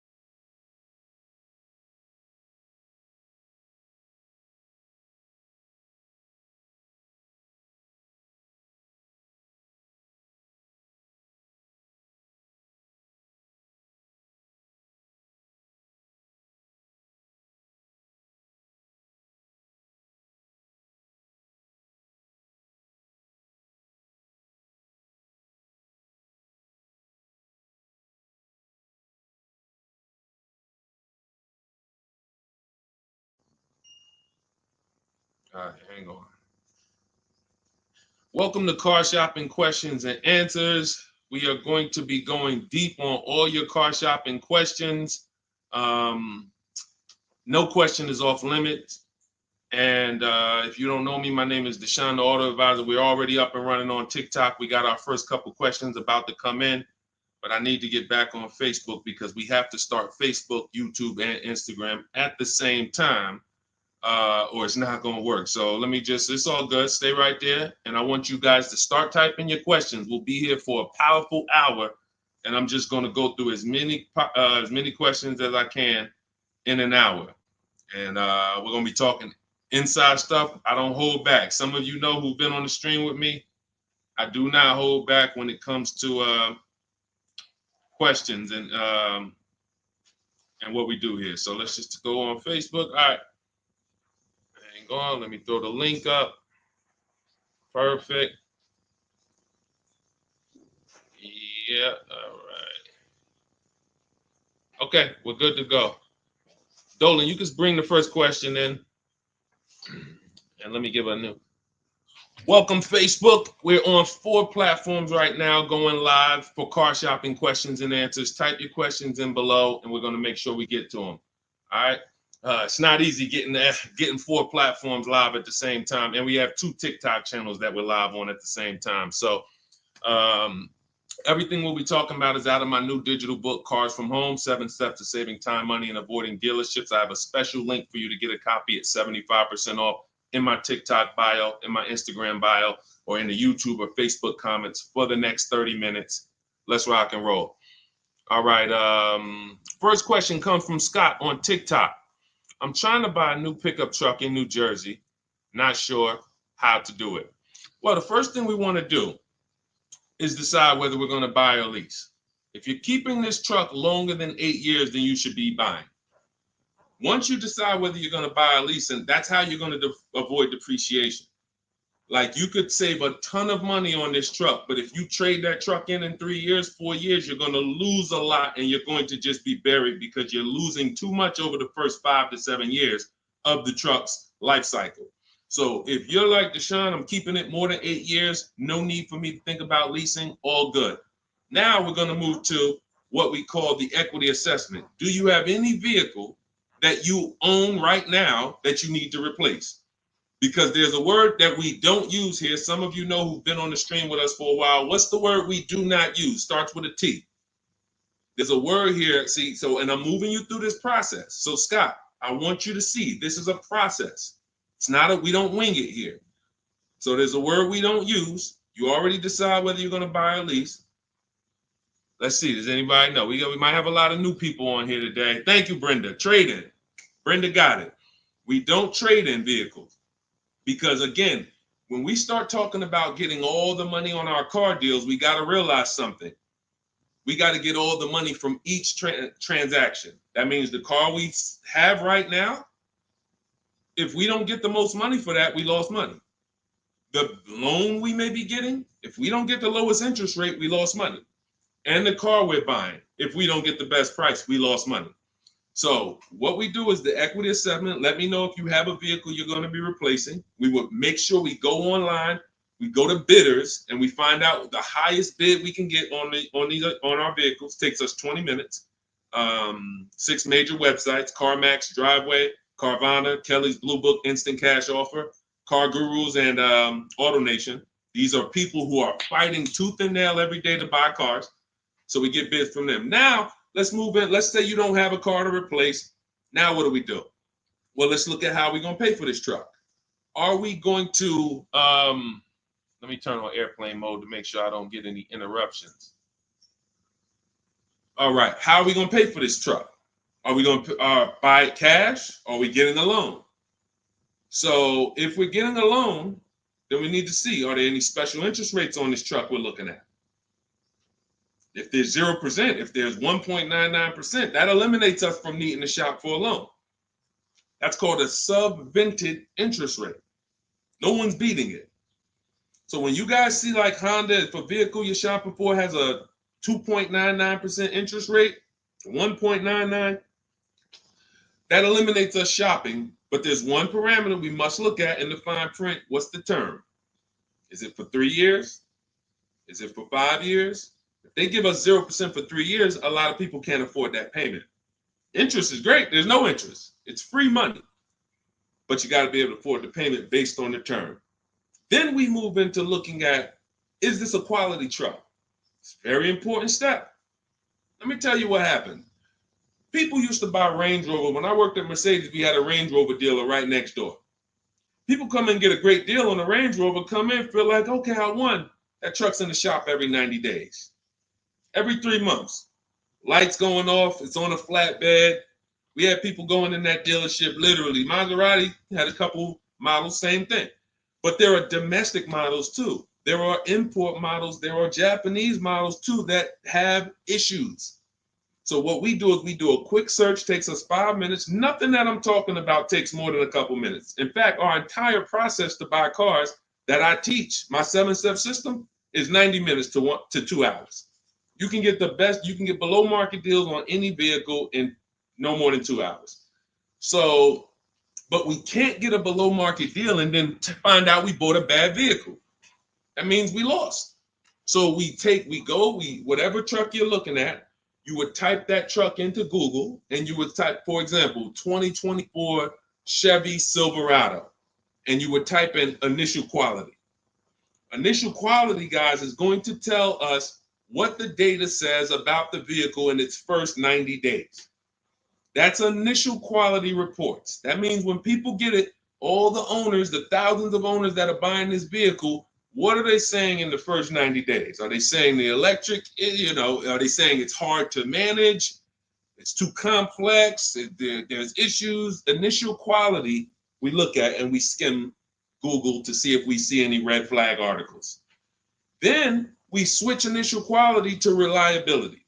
Reliability is what are people saying the first 3 years? Does this vehicle have a history in the first 3 years of having issues? Maserati owners who was buying these Ghiblis and buying things back in the day, the Quattroportes that were having issues, they would have saw that. And they would have made a decision not to buy those vehicles. These things, this 5-minute exercise prevents you from nightmare ownership experiences. Paying less than everyone is one part of this deal, guys, of what I want you to get. That's one part of it. Getting a quality vehicle is the other side. And you can't have one without the other. Great price, not a quality vehicle, we lost. Quality vehicle, we paid market value or above market value, we lost. So we need to get both. So then once we find out, okay, the vehicle I'm looking for, it has great marks, there's no red flags, now we move into getting offers. And very simple, we get offers right from home. That's why everything I teach is called Cars from Home. Cars from Home. It's a mindset and it's also a process. We sit down here and we contact dealers online. I have something in my book called the 25 to 5 strategy. That means we're connecting with 25 dealers in 20 minutes and we're going to get 5 offers. It is important that you must get 5 offers because 4 of them are going to be overpriced. I can guarantee you that. Right now I've worked with 2,200 people personally around the country, and we have about 9,000, approaching 10,000 people that have my digital book, Cars from Home, in their hand in the last 4 months. So when we look at the data, not to mention I shop myself, you know what I'm saying? I've used this. I know you may think every dealer has the same price. They're all different. They're all different.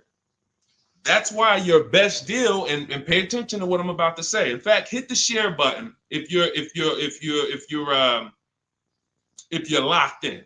Share this with one friend because one friend might be out there shopping right now, overpaying.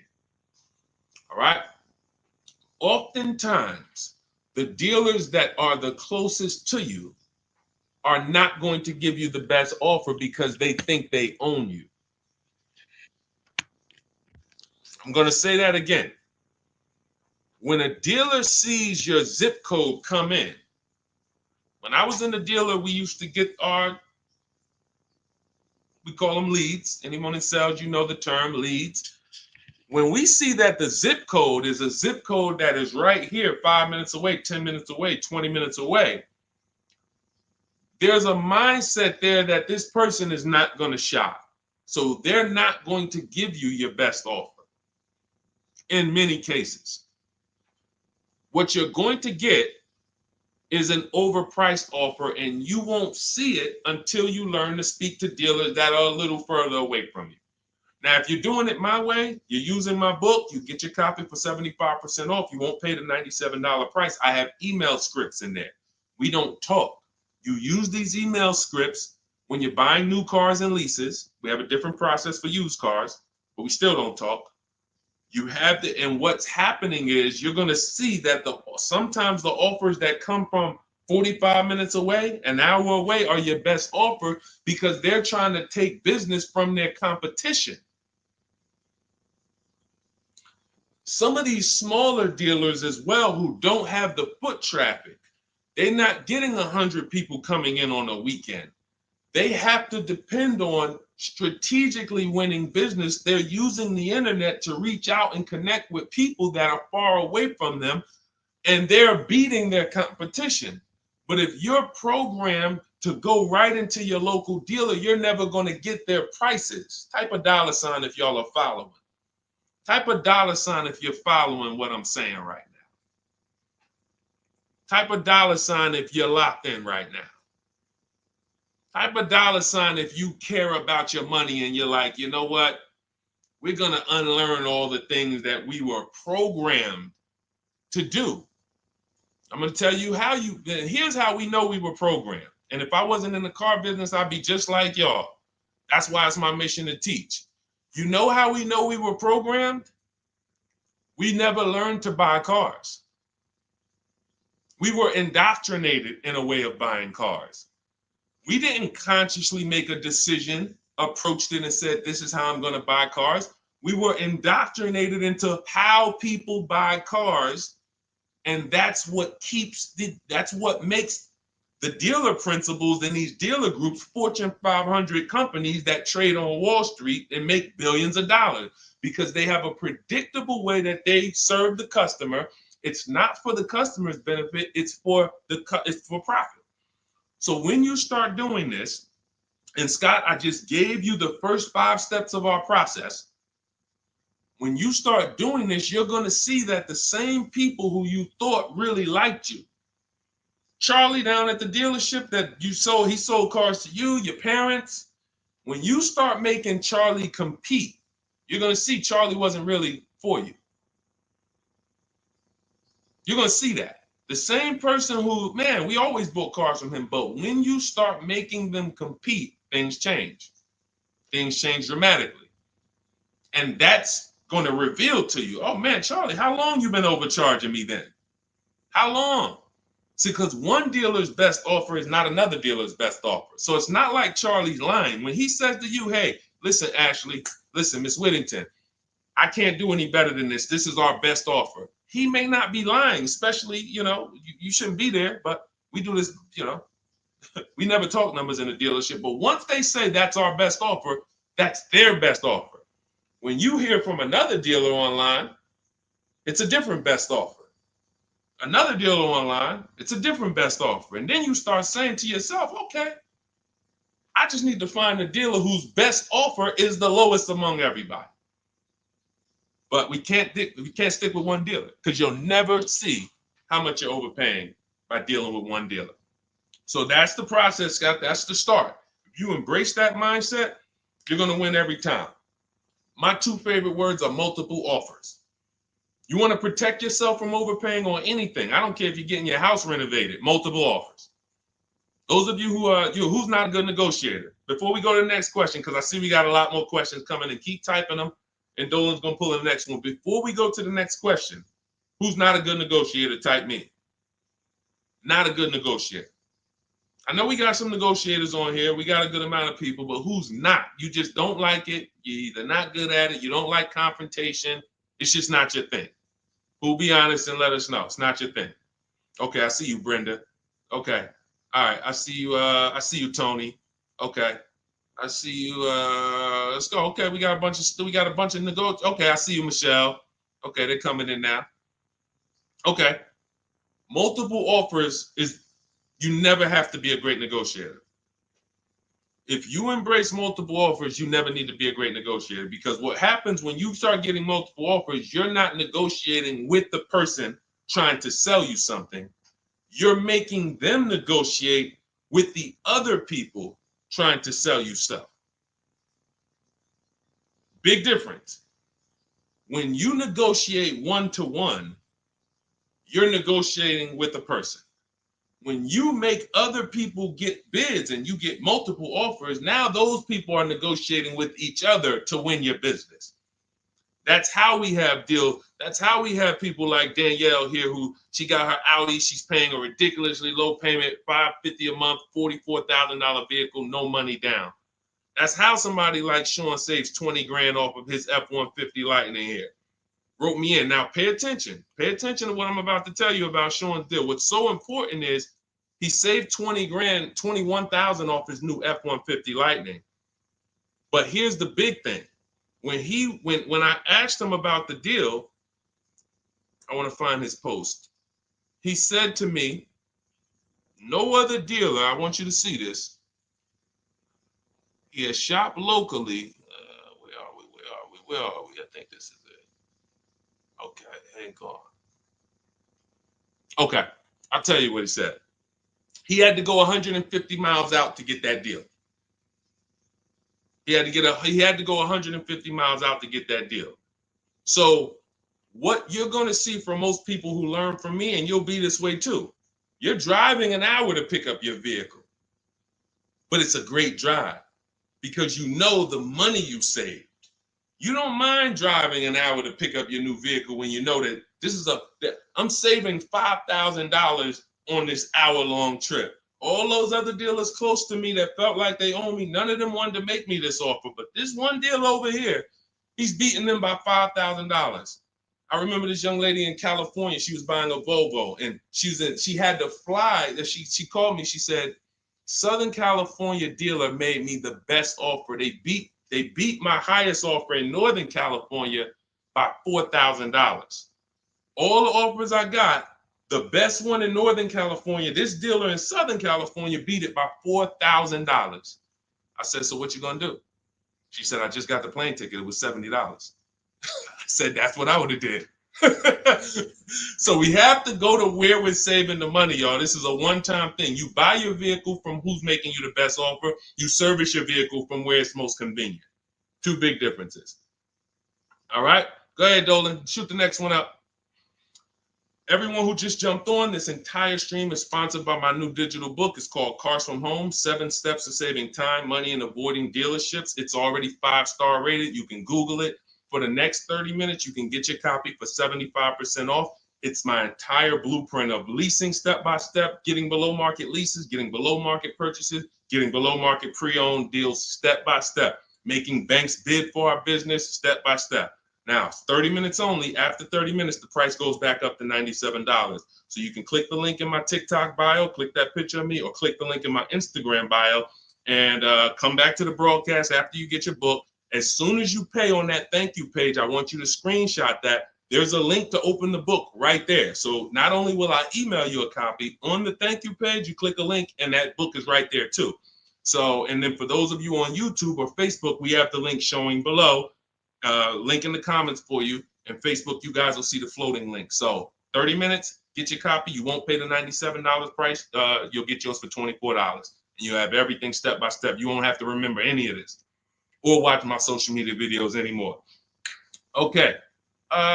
Scott says, dude, just wondering if you've heard of the Ford Flex Buy program, and if so, what are your thoughts? Well, let me do a little research on this. Hang on, because we can find out if this is going to be good for you or not. Let me tell you how easy it is when you figure this, Scott, when you grab this mindset, when you unlearn this. Hold on, they're saying they couldn't hear me on TikTok. Okay. Well, as long as you could, well, I know you guys can hear me here. We're on 2 TikTok channels right now. So let me see here. I'm pretty sure. Give me a, before we hit this question, let me make sure. Can you guys hear me on TikTok right now? Type yes. If we don't want to continue and people can't hear us. So let me know. But I see, these are the people I love right here. I love people who say, I'm going to get to it. Hopped off of TikTok, because we're on 2 TikTok channels, and now on Facebook. She said, I'm getting to this information. I don't care if I got a skim platform. I love it. Okay, so we're good. It must be just this one TikTok channel then that we're having issues with. So it's all good. Let me close this one out, and then we'll keep it moving. Okay, so this is how easy it is to find out if something's worth it or not. Does it make people compete for my business, or does it try to lock me into something?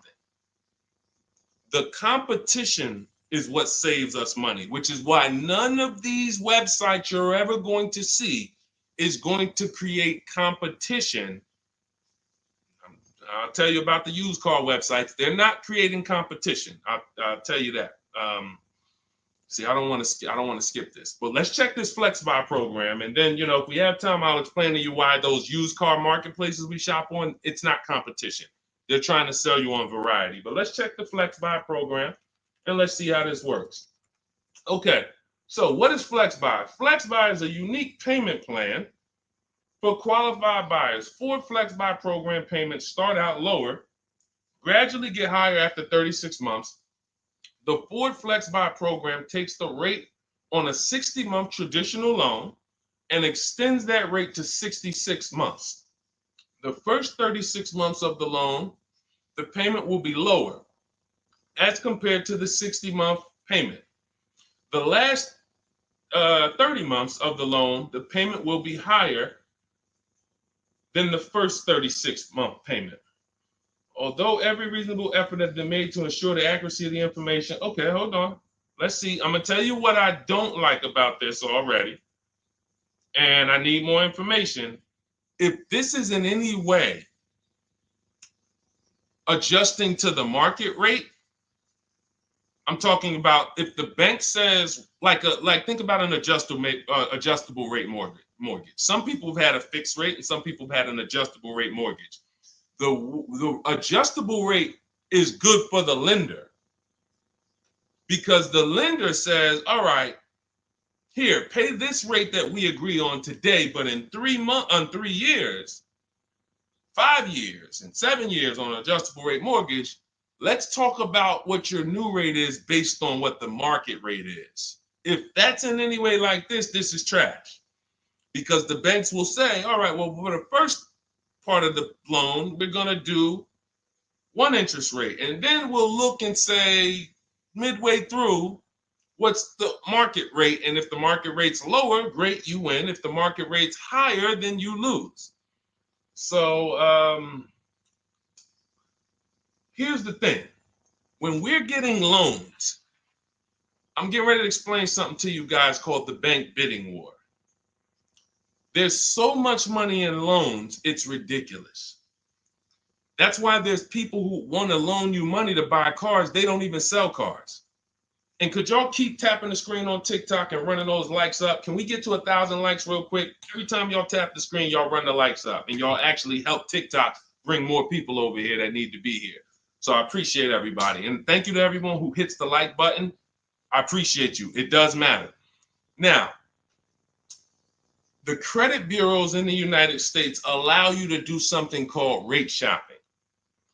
Rate shopping is when you actually let multiple lenders run your credit within a small period of time, and they can access it with a hard pull and it won't drop your credit score more than one hard pull. So let's just say one bank, Bank of America, accesses our credit to give us an offer for a loan. It may drop our credit 9 points because of the hard pull. If we shop within the rate window, we can have 50 banks at credit unions run our credit, and it's going to affect it the same 9 points. That's called the rate window. I haven't heard anyone talk about this. I've been talking about this for literally over 2 years. I think I have a couple big videos that you guys have shared, watched, that talk about how to do this. When you are getting your offers from banks, you want to get them after you've already found your best deal on your car. Because once you get your best deal on your car, you have everything you need now to go to the bank or go online, call the bank and get an offer. Who's had a bank tell them when they call for some type of offer, the bank tells you, well, we need you to have a car first. Who's had that happen? You call and you're coming and you're shopping for you're trying to get a pre-approval or something like that, and the bank tells you, well, we need what car are you buying? We need the car details. Well, that doesn't really make sense, right? I'm trying to get the offer so I can go get the car. But in the case of how we do it, we find our best deal on the car, then we come home and we let multiple banks and credit unions fight it out. Fight it out. Because I guarantee if this Flex Buy program doesn't allow you to shop for your rate and compare whatever rate they're going to offer to whatever rate you're going to get, you're going to lose with that program. And all they want you to do is see that, hey, well, we're going to give you flexible payments. They're trying to hook in people who just like, hey, that sounds good. Not realizing, well, if you just got a rate that was just got an interest rate that was 2 points lower, your payment would be $40 less a month. So interest rate shopping, guys, is extremely important. That's why when you get my book, I give you what's called the Bank Bidding War Blueprint. This is for you guys that are financing. I haven't added that to my book yet because I haven't had a chance to go in and restructure it. Every time I update the book, every time I come up with a new idea or a new website comes up, I update the book. I don't charge you for that. So websites go out of business. Room went out of business earlier this year. Websites go out of business. I'm not going to charge you for each time something changes because we use an online program. But what I did was when you get your book, you get the book, Cars from Home, and then you get the Bank Bidding War Blueprint. All this is the strategies we use to make banks and credit unions bid. I need you guys making people bid for your own sake, for your confidence, for your empowerment, for your experience. You're going to feel like I'm the prize. I'm spending $50,000 here. Why the heck am I begging people to sell me a car? Who's ever felt like they're begging people? Come on, can you take off another 1,000? Come on, can you drop it by $50 a month? Come on. You're begging people. Meanwhile, this is a 5-figure transaction. So when you flip the tables like we've been doing, like all of the people, if you're on Instagram or if you're on YouTube, you can see all of these people. You can see Zafrina, you can see Jared. Look at all these deals. People posting their numbers. Teddy, Rosalie. How does Rosalie get a 65? How much is this vehicle? How much?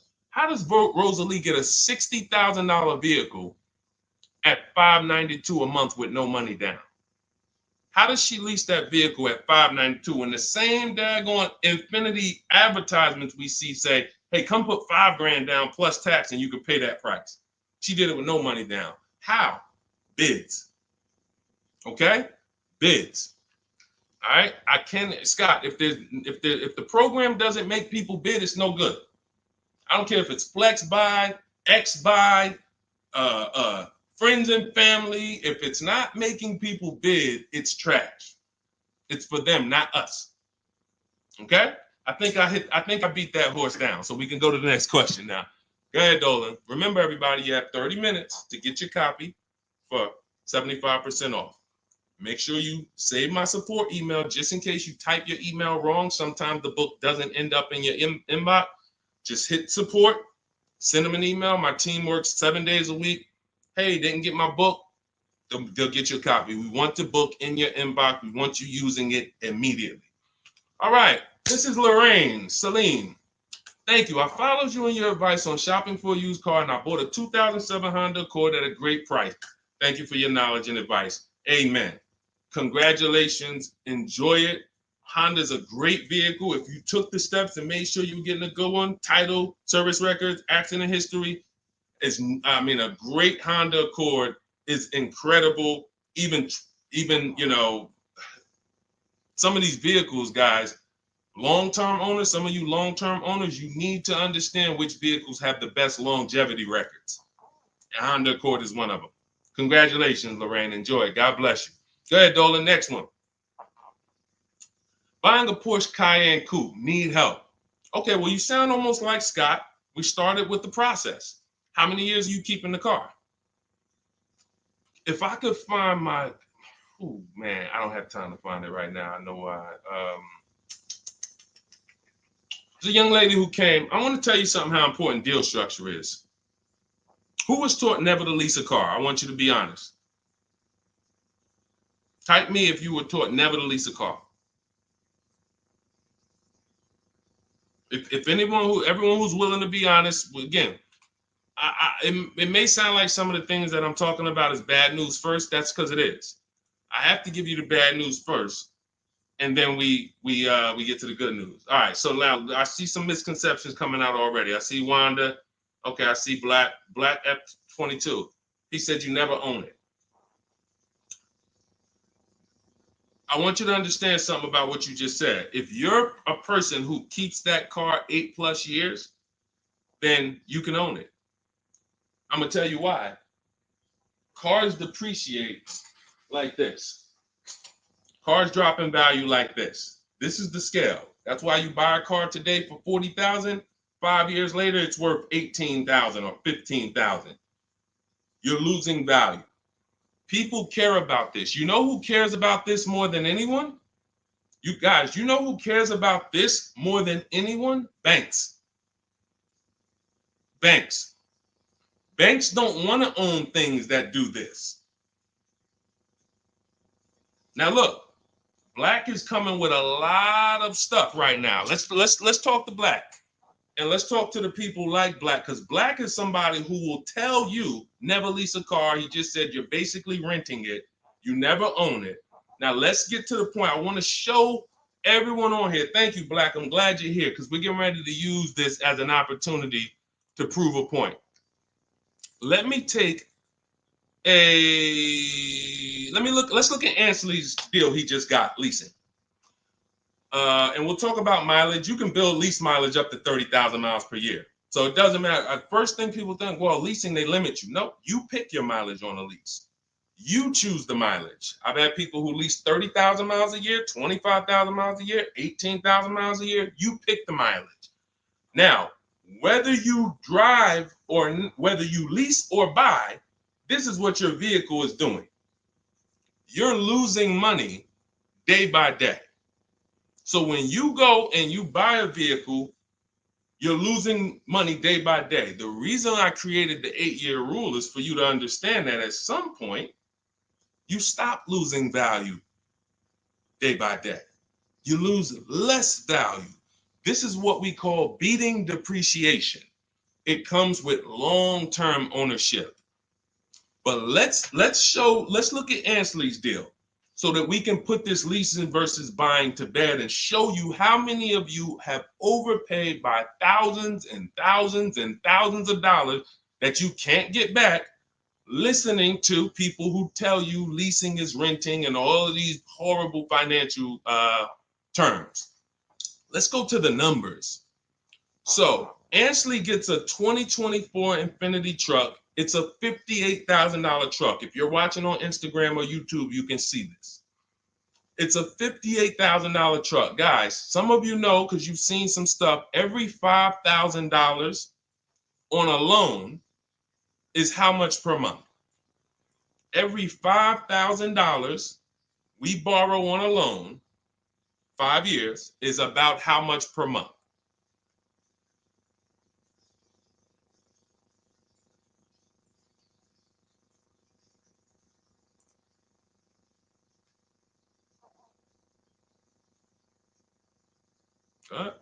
Anybody know?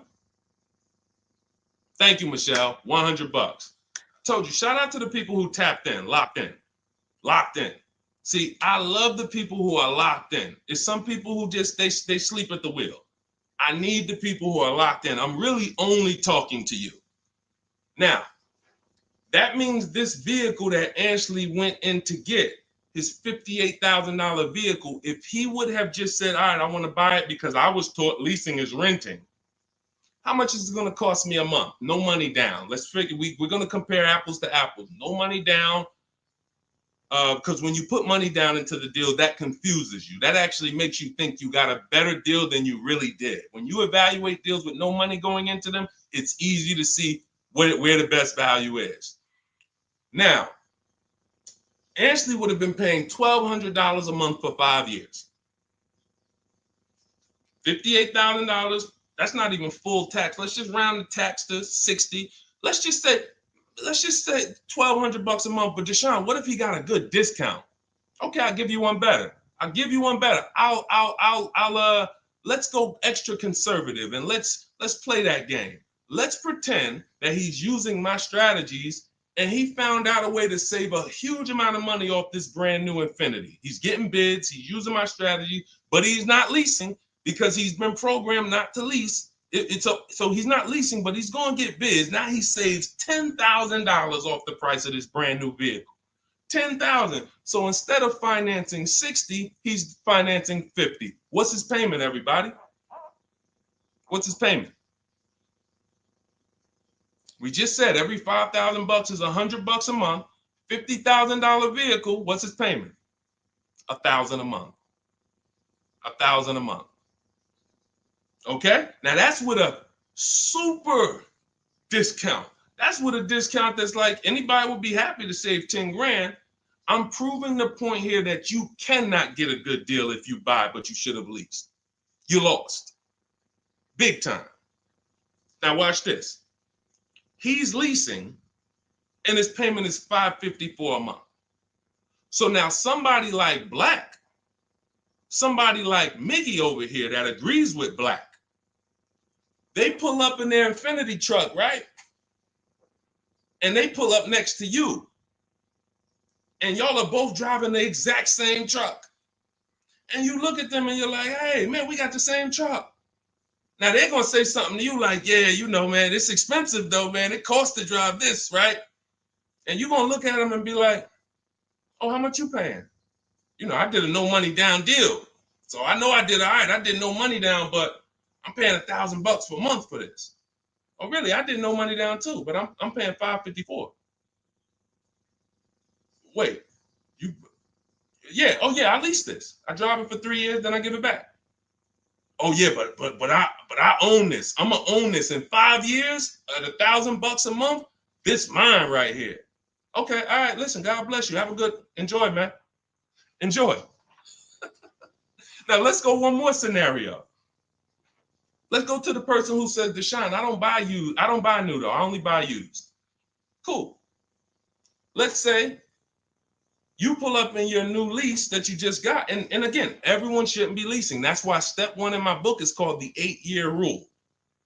It's the 8-year rule. If you are keeping vehicles at least 8 years, don't worry about leasing. You're going to beat depreciation. All of that money you're going to pay to own, all the $1,000, all these high payments you're going to pay to own, all this cash that has to come out of your pocket to own, out of your bank account to own, it'll be worth it in the long run. At least 8 years though. And the longer the better. 10, 12, 15, you really want. But less than 8, losing big time. So let's say a person says, oh, I'm going to get a used version. So they find a 3-year-old Infiniti truck just like this, but so instead of paying $60 for it, let's say they find one for $30. Let's give them a good price, good mileage. They think, oh, I'm good. What's their payment, everybody? What's the payment? Come on, stay by the keyboard. I need y'all quick because we're teaching something here to people like Black. They might not get it. I pray that they do, but they might not get it. But the people who are locked in financially, the people who understand financial literacy are going to get this. If every $5,000 is $100 a month and they buy a pre-owned version for 30 grand, what's their payment? Thank you, Michelle. 600. 600. See, he said 500. So this is how I know he's struggling. And I'm not trying to beat you down, man. I'm just saying when you're talking about something you don't understand, it's better to ask questions, not make statements. So now, we pull up. You have your new lease. You got this same deal, $554 a month. He pulls up in his 3-year-old version that has probably 1 year of warranty left. You both did a no money down deal. He looks at you and says, oh, wow, that's the new one, right? Yeah. This is the 2024. 2025. Oh, yeah, this is a 22. I just got this. I got a good price on it. I paid 30. Okay, cool. What's your payment? I pay 600 a month. What you pay for the new one, man? I know that must be expensive. I pay 554. Wait, what? Yeah, I paid 554 for this. No, you put a lot of money down, right? No, I didn't. I gave him $554. I drove off. It's understanding. That's deal structure. That's why when I came and started teaching 3 years ago, I had to teach deal structure. I couldn't teach people to just go in and buy cars, get great prices. If you get a great price, but your structure is wrong, you overpaid. You're driving cars, you're driving older cars with no warranty. And many of people who've been taught to do this, they never even pay the car off. They trade the car in before they even pay it off. They literally, I used to have people walk into the Mercedes dealer and they look at me and say, Deshone, is that the new version? I'm like, yeah, that's the new one. He's like, I got 3 payments left on this. This one, as soon as I pay it off, I'm coming to see you for that one. So this is a person who paid these high payments because they wanted to own. They thought they were going to own. As soon as they get their title, it's like running a marathon. Oh, these high payments, these payments are so high, but one day I'm going to pay this car off. And then as soon as you get to the end of the race, you go start another race. It's horrible. It's horrible. And so that's why we don't move into any other step before we get to the buy versus leasing. That's why it's step 1 in my book. So we can sit here all day and compare numbers. There is no comparison to a person who's getting great lease deals versus a person who's buying. It's not even close. We're driving better cars. We're driving, they're usually always under warranty. We're paying cents on the dollar when you know how to get below market leases. I'm not talking about these commercials y'all see. That ain't nothing. We don't pay those prices. None of these people, look, you think Zafrina, who got a Jeep Grand Cherokee lease, and she paid Look, she's paying $527 a month. She's paying $527 a month. Oh no, that's Teddy. Hold on. You think Zafrina, who's paying $579 a month for a $66,000 truck, is ever going to she's not going to let this bad information get to her anymore. She's driving a $66,000 truck.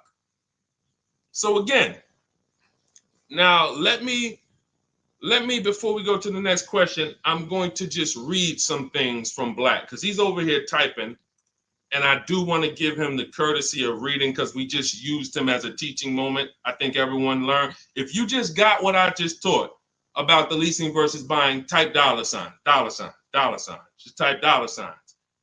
If you got that point of me, see, no one talks to you about payments. They say things like never lease, always do this, always do that. But they never talk numbers.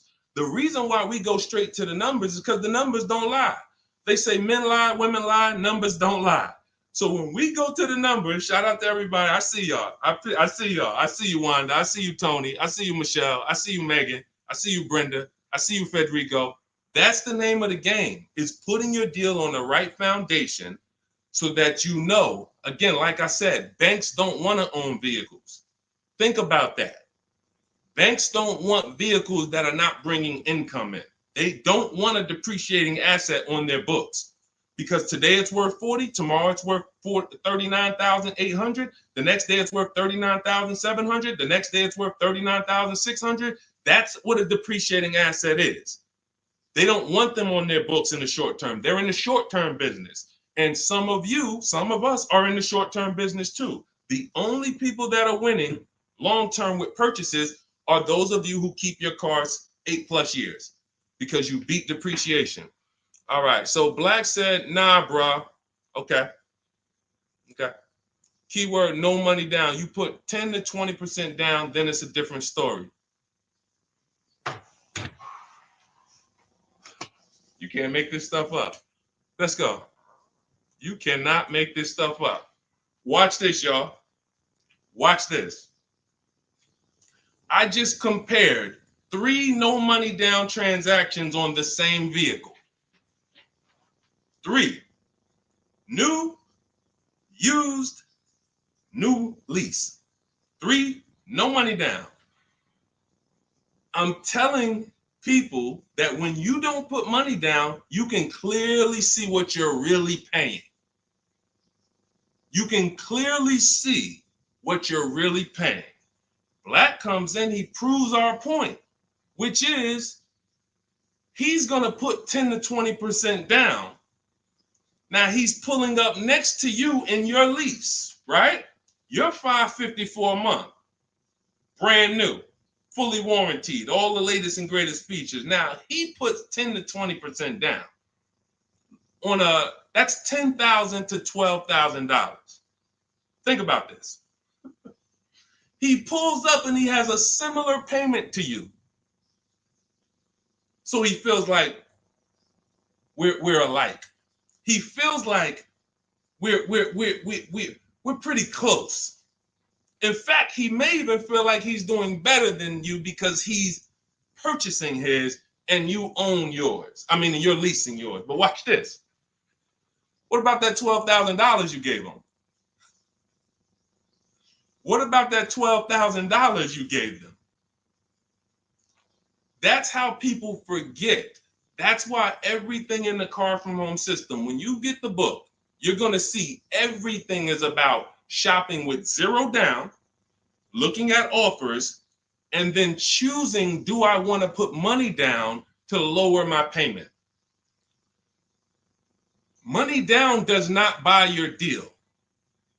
I made a video about this. Some of you have seen it and shared it. People who make a down payment and think they got a deal.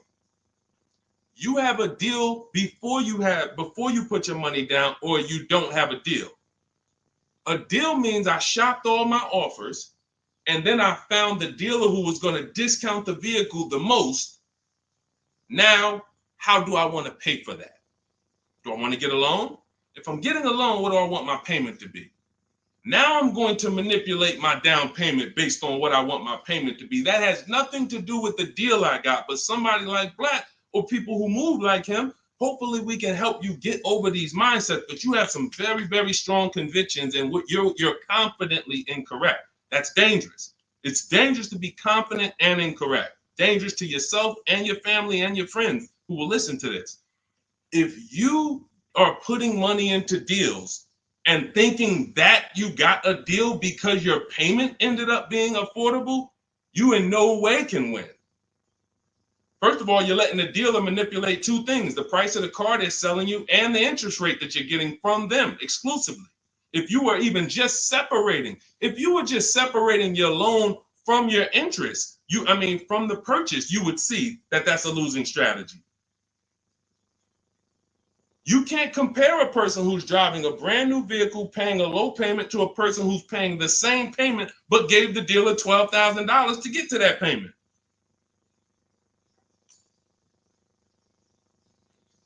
And look, here we go. Now let's get ready for the next question, because Black just said, I believe in the Ramsey rules, not leasing cars, and he's costing you. Now, let me ask you a question. How many years are you keeping your car, Black, on average? And let's just move on from there. We've given you enough, and you've been great. You have been great. I think we have all learned. You've given me a lot of things to be able to teach the audience who's willing to learn, but there is in no way, shape, or form. 3 to 4 years. My man, you are losing like crazy. Look, he's buying cars like this and flipping them. He's buying cars like this and flipping them, coming back. You're spending so much money that I can't even get it across to you because you're not in a posture to learn.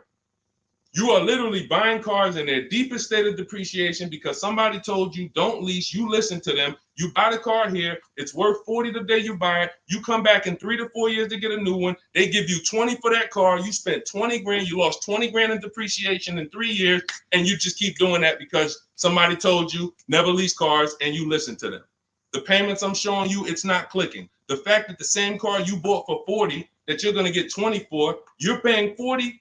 That's an $800 a month payment. You put 20% down, you finance 30 grand. Now that's a $600 a month payment. That same $40,000 car we're leasing with no money down for $500 a month. No money down.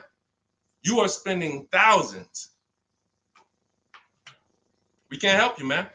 You got to be willing to unlearn it. You are so locked in, So anyway, but I think, listen, everybody who got it, you understand. That is why leasing versus buying is paramount.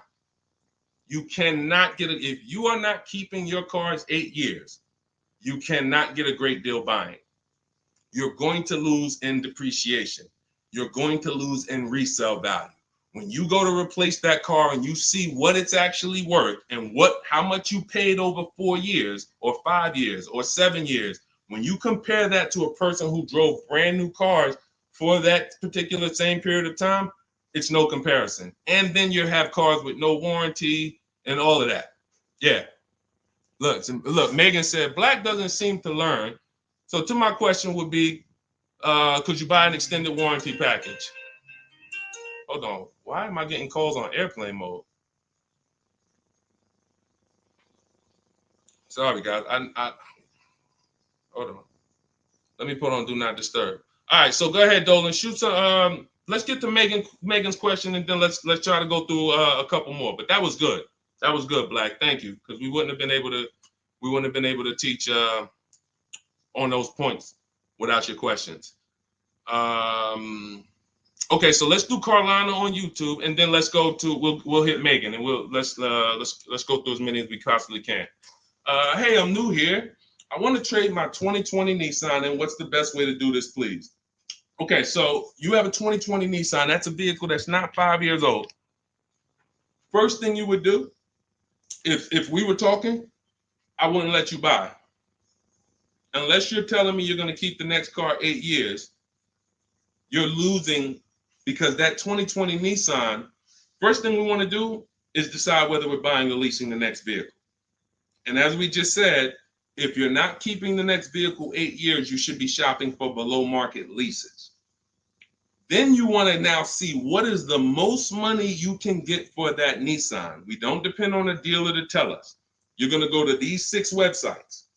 These are 6 websites. You do this in 15 minutes. You're going to find out what that vehicle is truly worth. You find out what your vehicle is worth with offers, not with anything else. Offers. So go to CarMax, Driveway. Write this down. I told you, stay locked in because we do dialogue here. It's not just me talking. Unless you got a notepad, you got to stay locked in and ready. We're going to go to CarMax. We're going to go to Driveway. We're going to go to Carvana. We're going to go to KBB Instant Cash Offer. These are all offer sites. These are people you walk in, they do an inspection, they cut you a check, you're out of there in an hour with a check. They're not trying to sell your car, they just want to buy your car. Driveway, Carvana, CarMax, KBB Instant Cash Offer, Car Gurus, and Auto Nation. 6 offers, 6 bids. That's going to tell you what your vehicle is worth, and that's going to tell you if you have equity or negative equity. Equity or negative equity. Okay? So that's the first thing you need to do. First 2 things is ask yourself, how many years are you keeping the next car? And then do your equity assessment to see, do you have positive equity that could either go in your bank account or negative equity that's going to be carried over to your next deal. So that's the first step. Okay, do that first. Now, here's the beautiful thing. When I was at the dealer, I would have people who walked in as soon as I asked them how many years they were keeping the car. If they were telling me 5, like, remember the guy I mentioned a little while ago on the stream? I said he comes into the dealership. Hey, Deshone, is that the new one? As soon as he gets his title, he comes in and trades it in. I told him, there's no point in you waiting for the title. First of all, you can replace a vehicle without the title. That's fine. But again, he was taught, hey, I got to wait for my title, and then I make a move. So he always has a payment. 5-year loan, 6-year loan, pays it off, gets a new car. He always has a payment. It's just super high. But what I would do if he was listening, if he was open to financial advice, I would tell them, you're going to cash that vehicle out. That means you're going to sell this vehicle. We're going to give you a check for that. So whatever it's worth, 15, 18 grand, it's paid off. That's going to go in your pocket. Now, what he was used to doing was, well, whatever it's worth, don't I have to put that down on the next vehicle to be able to get my payment where I want it? And this was the best news I was able to deliver. This is why, and if you talk to anybody in New Jersey who dealt with me, this is how I've been. I've been the same way. From the minute I started learning about financial literacy when it comes to cars, I was a consultant educating my clients on how to keep the most money in their pocket and drive the best cars. When he would say, well, I say, are you familiar with leasing? And I would ask, how much do you drive a year? And he would say, I think about, maybe 13, 14,000.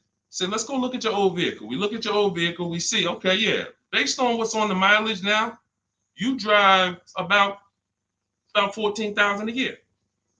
Here's what we're going to do. Whatever your car is worth, you're going to put that in your bank account. Let me show you what a competitive lease would look like. I make him the offer. He's like, wait a minute. This is my payment, and I could drive as much as I want. That's it. You could drive the same amount you've been driving. So I'm paying less than I was paying to own this thing? And you about to give me a check back for 12 grand, 15 grand? Yeah. This is what I want to do for the people who have been programmed that buying cars is how you should do it. Again, long-term owners, you should not be thinking about leasing. But here's how I know you need it in your tool belt, because your daughter may not be a long-term owner. Your spouse may not be a long-term owner. Your friend or whoever may not be a long-term owner. See, typically how you do things is how you teach other people to do things. So if you are keeping your cars 8, 9, 10, 12 years, you probably think everyone else is doing that. But your kids or your family members or your spouse, they may want to drive for 5 years and then they're like, all right, this stuff's starting to go wrong. You said the warranty is up and this got to cost $800 to fix, $400. Let's just go get a new one. Those are the people who don't have the values to keep a car long term, and you should not be buying cars for them. They should be shopping for. Now, both cases, you need below market deals, but it does not. But knowing how long you're going to keep the car is how you're going to beat depreciation. So all of this is in my digital book, guys. Everything I'm talking about on this stream is in my step-by-step book. A lot of what we talk about on these streams and in my social media videos is what not to do. My book is about what to do. It's like, do this, do this, do this, do this, steps, check it off the list. Next thing you know, you got below market deals from home. There's only 3 things we go into the dealership for: test drive, have our car appraised, and to pick up a car. We are not there to shop. We're not there to get numbers. We're not there to negotiate. We do all of this stuff from home. So for 30 minutes, if you visited the website already, you'll see the timer, 30 minutes, you can get 75% off your copy. It'll be in your inbox in literally seconds. And as soon as you pay, in my TikTok bio, in my Instagram bio, Facebook, we have a link floating for you. You guys should be able to see the link. And then Instagram, we have YouTube, we have a comment pinned for you guys. You'll have the book, but as soon as you pay, you're going to see the thank you page. It says screenshot this page. You'll see my support team email. Sometimes you type your email wrong. Contact support if the book is not in your inbox in literally 5-10 minutes. Also, as soon as you pay, you see a link that says open your book below. So there's 2 ways I'm delivering the book to you. Right there as soon as you buy, but I'm also emailing you a copy. But sometimes, we fat finger the keyboards and there's a letter off. So make sure you hold on to my support team's email and hit them up. Okay, good stuff. Get your copy. Listen, once that clock hits 0, the price is $97, which is still worth every penny. If I missed it, I go back and look. Knowing what I know, knowing what the people know, look at Tiffany. Look at Tiffany's deal.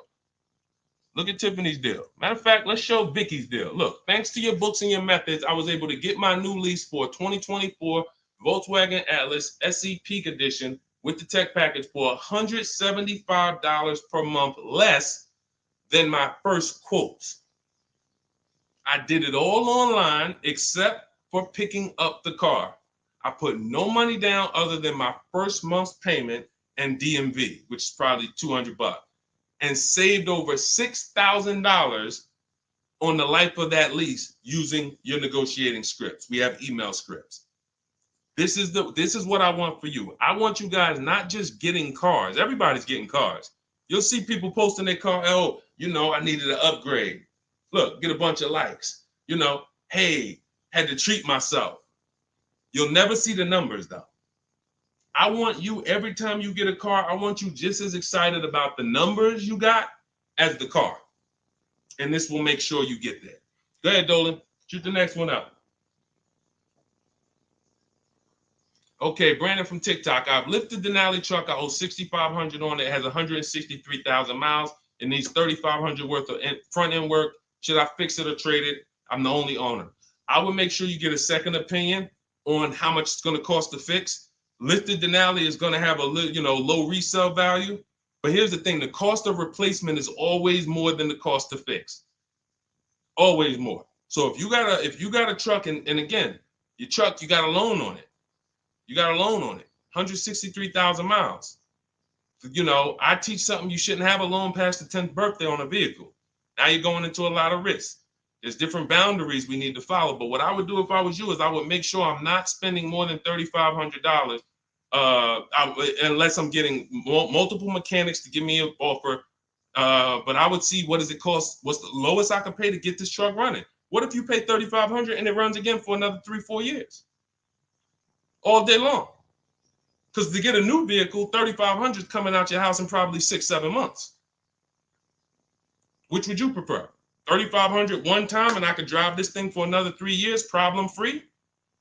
Or $7,000 or $10,000 a year that I'm going to pay to get a new truck? Keep the cost low when you can. All right. Listen, I'm going to jump off. Everybody, listen, we'll be back for another stream. We went deep today. I think we dug into stuff we've never dug into before. Thank you to Black for, bringing some information to us that allowed me to teach and help you guys unlearn. Everything you need is in my digital book, Cars from Home, 7 Steps to Saving Time, Money, and Avoiding Dealerships. Normally $97. It's 5-star rated. You can Google it. You can see all the reviews people wrote using it. But you won't pay $97 if you get to my TikTok bio or my Instagram bio before that 30-minute countdown expires.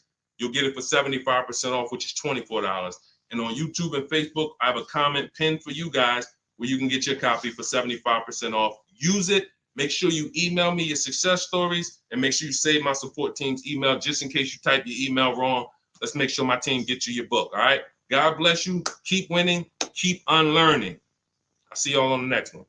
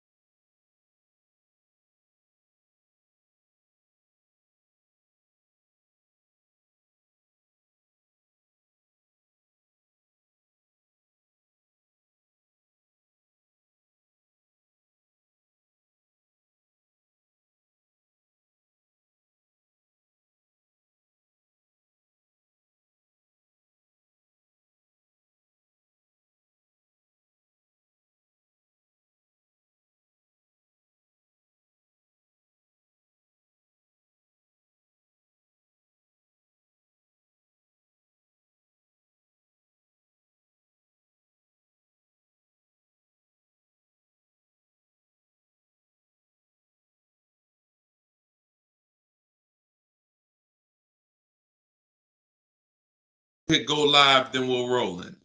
Jasmine from TikTok asks, what do I do when I can't afford the lease after 1 year? Great question. You want to do an equity assessment, see if you can sell it.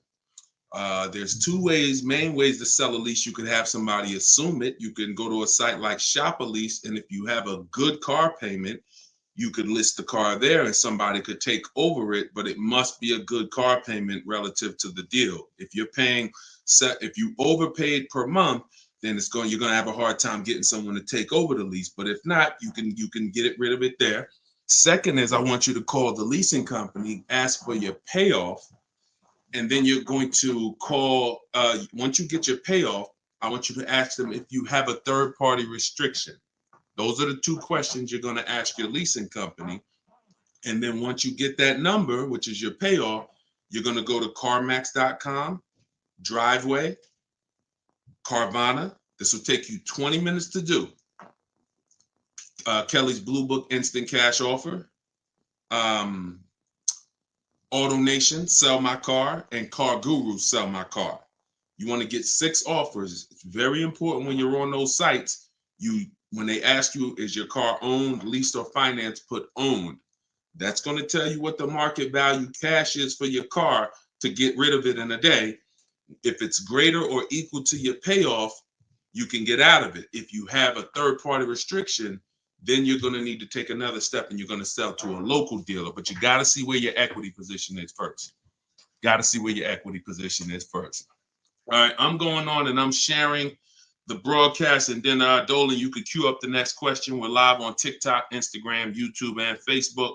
So we are going to be taking questions from all platforms. The first one came from TikTok. We got a couple queued up on TikTok. So shoot the next one in, Dolan, and we'll get to it. All right, this is another one from TikTok. I have 2 payments left on my lease. What's my next step? Equity assessment. Who's returned a lease to a dealership, just dropped it off when it was done? You never assessed any equity. You didn't even know. Who didn't know that a lease could have equity that you could put in your pocket?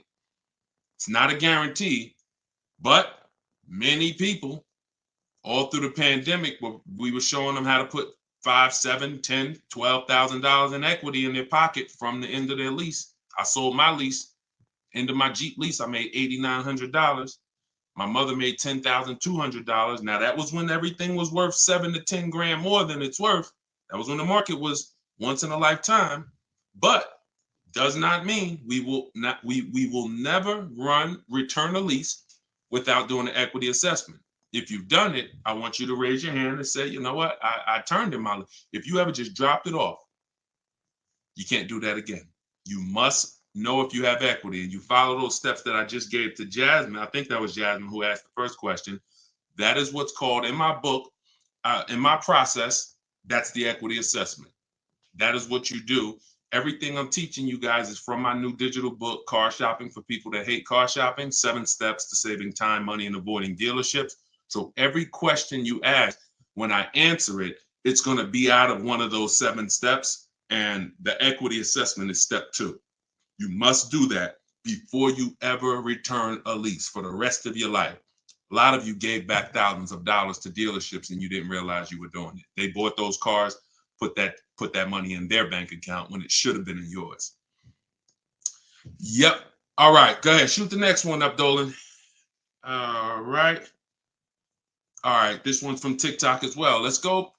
Facebook, type your questions in. YouTube, type your questions in. Instagram, type them in so we can get to you guys. Another one from TikTok. Thinking of trading a car for a newer model.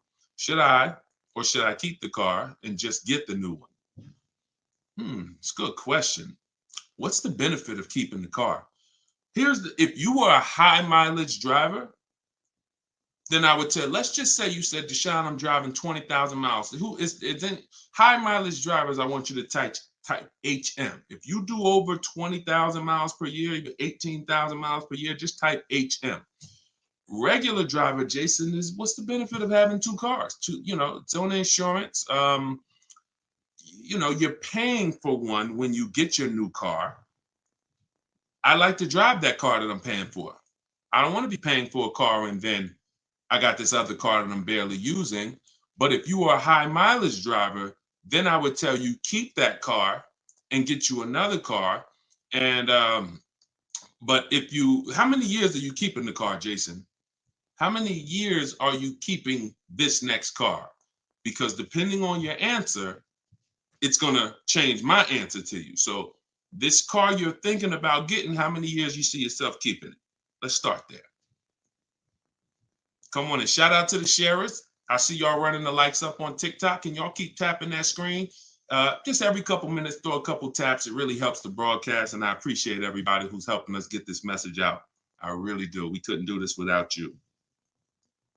Let's see if maybe 5 years, then you should not be buying that car, Jason. You should be leasing.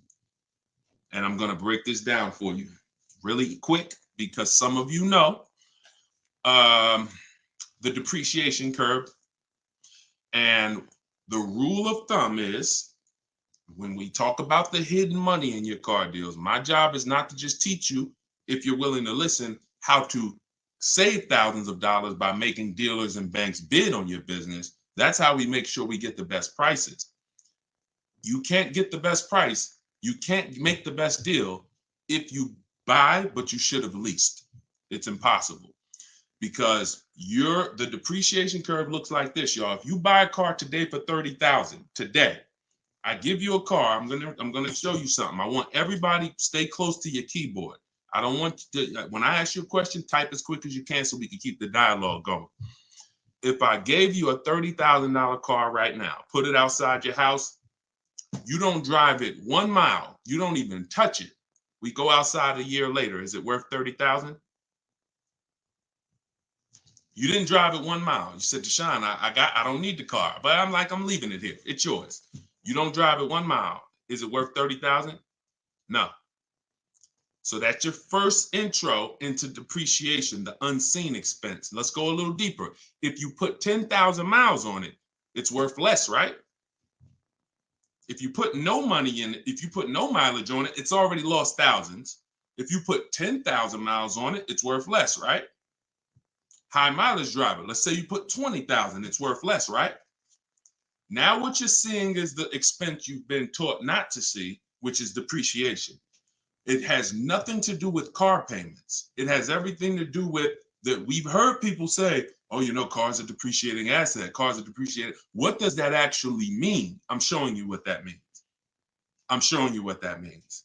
When you're buying something that goes down in value, you have to look at when it's going down, when is it losing its most value, and your goal should be to avoid replacing it while it's losing the most value.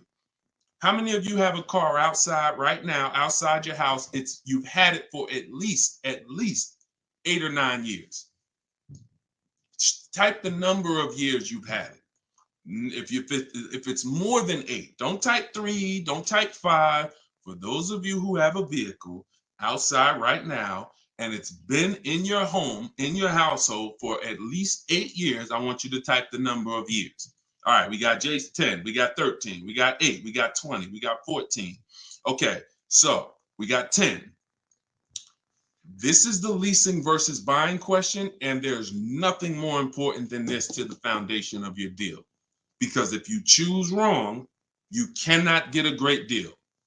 And if you're new to this, then lock in for the next 5 minutes, and you're going to understand why. The people, those of you who said, Deshone, wow, Jazzy's 20 years. The vehicle, the value of your vehicle right now, isn't it going to be about the same a year from now? Everybody who just typed, look at the, and I want y'all to pay attention. If those of you who are like, Deshone, I never keep a car, you might be saying, looking at these numbers and saying, Deshone, I would never keep a car that long. It's not for me. It's not in the cards for me. It's not my style, not my habit, not interested. Perfect. Pay attention. 12, 20. So all of these people, your car will be worth next year about what it's worth right now. What does that mean? That means you have avoided the depreciation. You've won. The depreciation curve normally looks like this the first 5 to 7 years, but it starts to get like this the longer you keep the car. So now all of you who have answered, all of you who are watching them answer, their car depreciation curve looks like this now. It's not losing much value anymore. If you don't get to that level, there was no point in you buying the car because you're replacing it here. There's only 2 ways to go from to avoid this type of depreciation. Car was worth 30, now it's worth 10, 7 years later. It's only 2 ways to avoid that type of hit. One, you're going to keep it long term. If that's not you, you should be shopping for aggressive leases. Not these leases you see in the car, in the commercials, come pay $4,000 down and all of that. These are not deals. Aggressive leases are below market prices and they're pennies on the dollar compared to what you've been paying.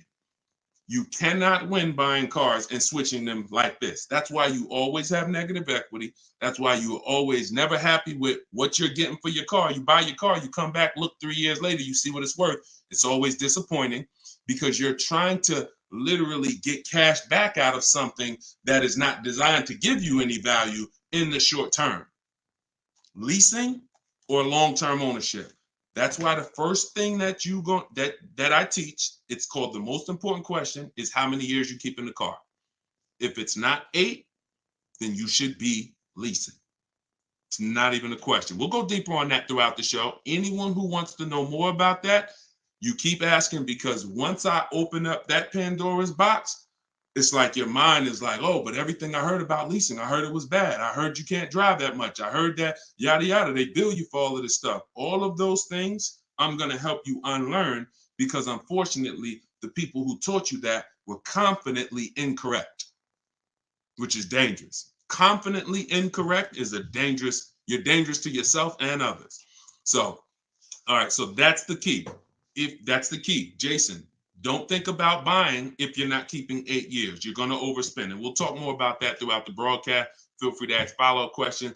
Go ahead, shoot the next one, and I'll go as deep on that subject as we need to for you to understand it. It'll give you some lease comparisons. You'll see what great leases look like, and you'll see how there are pennies on the dollar when you know how to get great lease deals. And that's the way you avoid the depreciation. Only 2 ways. Great lease deals, long-term ownership, 8, 10, 15 years. That's it. 2, 3, 4, 5 years, you can't avoid the depreciation buying. You just can't. You're going to lose thousands every time. Go ahead, shoot the next one up, Dolan. We're keeping the questions coming in. We're live on all platforms, so just keep typing. I'm going to try to get through as many as I can. We got a lot of questions coming from TikTok. All right, let's go. Should I put money down on a lease that I'm about to turn in? That you're about to turn in. I'm gonna assume you meant, should I put money down on the lease that you're about to get? So check it out. Here's how you shop all your lease deals from now on. there's one thing that I never want you to say again. It's really two things, but in this subject, the other thing is trade. This is down payment.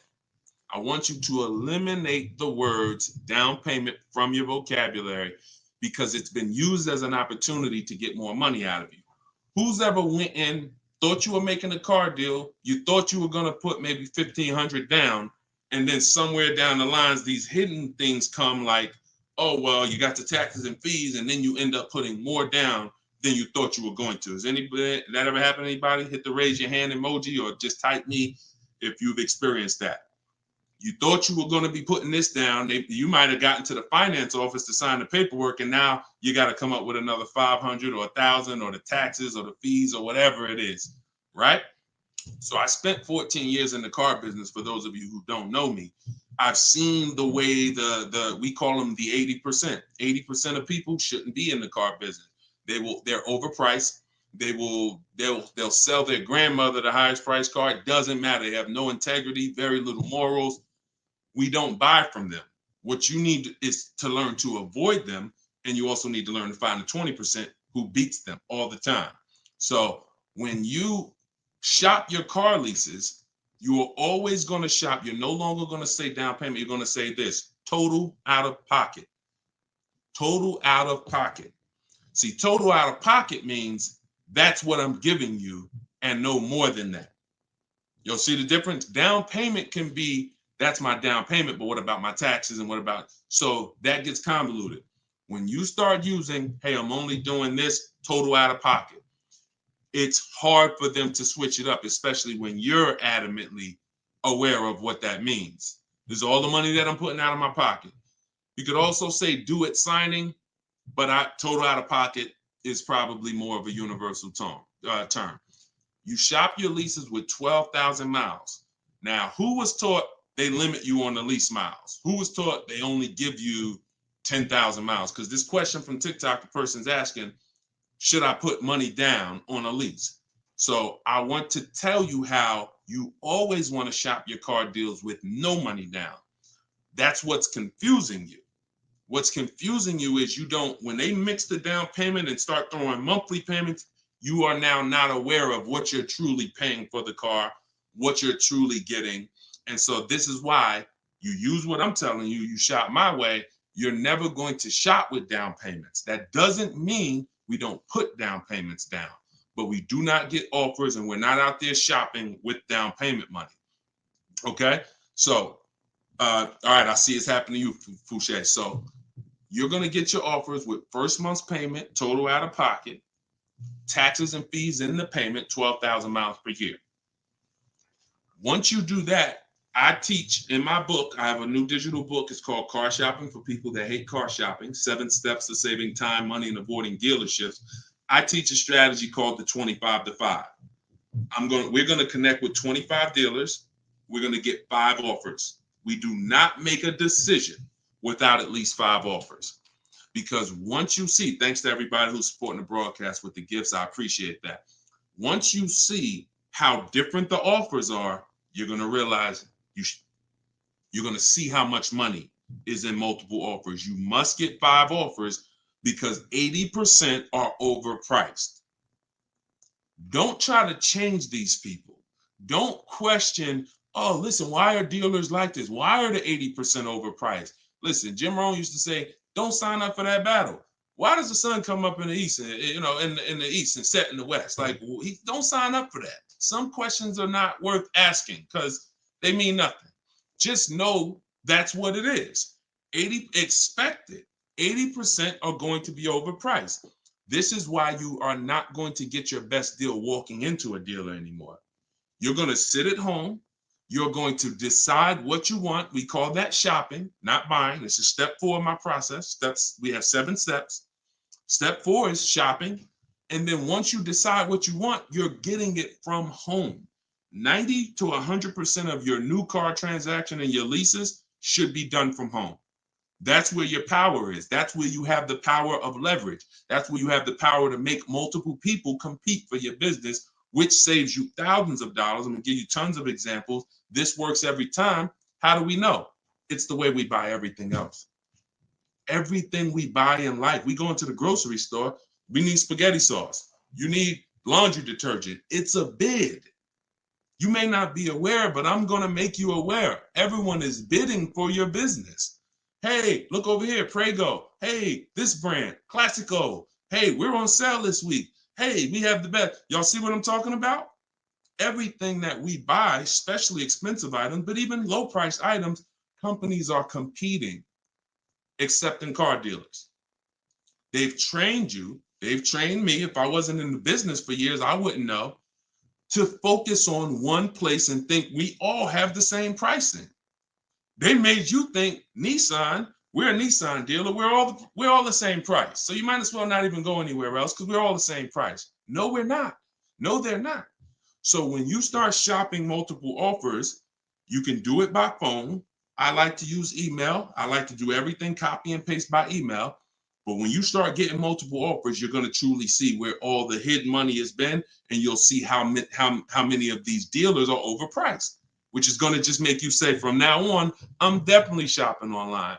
So but you need to do it correctly. There's some information you must give a dealer in order to get quotes online. And most of you don't know that. That's why you're having problems getting quotes, because you're not giving the dealer what they need to get quotes. So we'll go deeper on this throughout the show. But this is what we're talking about, y'all. This is all in my book. In my book, you have the 7 steps laid out. You could cue the next question up, Dolan. And for our launch, you can get it for 75% off.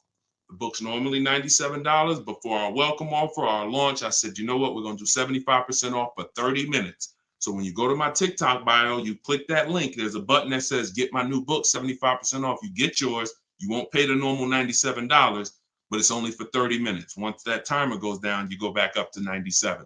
Same thing on Instagram. It's in my Instagram bio. And then we're going to put the link here for you guys here on Facebook and YouTube. All right, go ahead. This one's from Instagram. If I'm keeping a car under 8 years, I like y'all using this 8-year rule language. I like that. I like what I'm seeing, y'all. Y'all really this is really absorbing. If I'm keeping a car under 8 years and will definitely go over the miles, how do I lease cost effectively? You choose the right miles. You never. I was at Hyundai.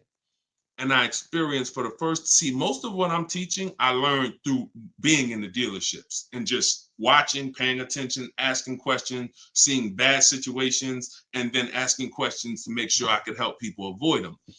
I was at Hyundai. I was a manager for 6 weeks there. And this guy came in and he was returning a high mileage Hyundai lease. It was the first one that I had really saw that I could remember. He brought it back. It had 70-something thousand miles on it. And I was just like fascinated. I said, you lease this? He said, yeah. All I do is lease. He said, man, I'm in sales. I used to buy these cars.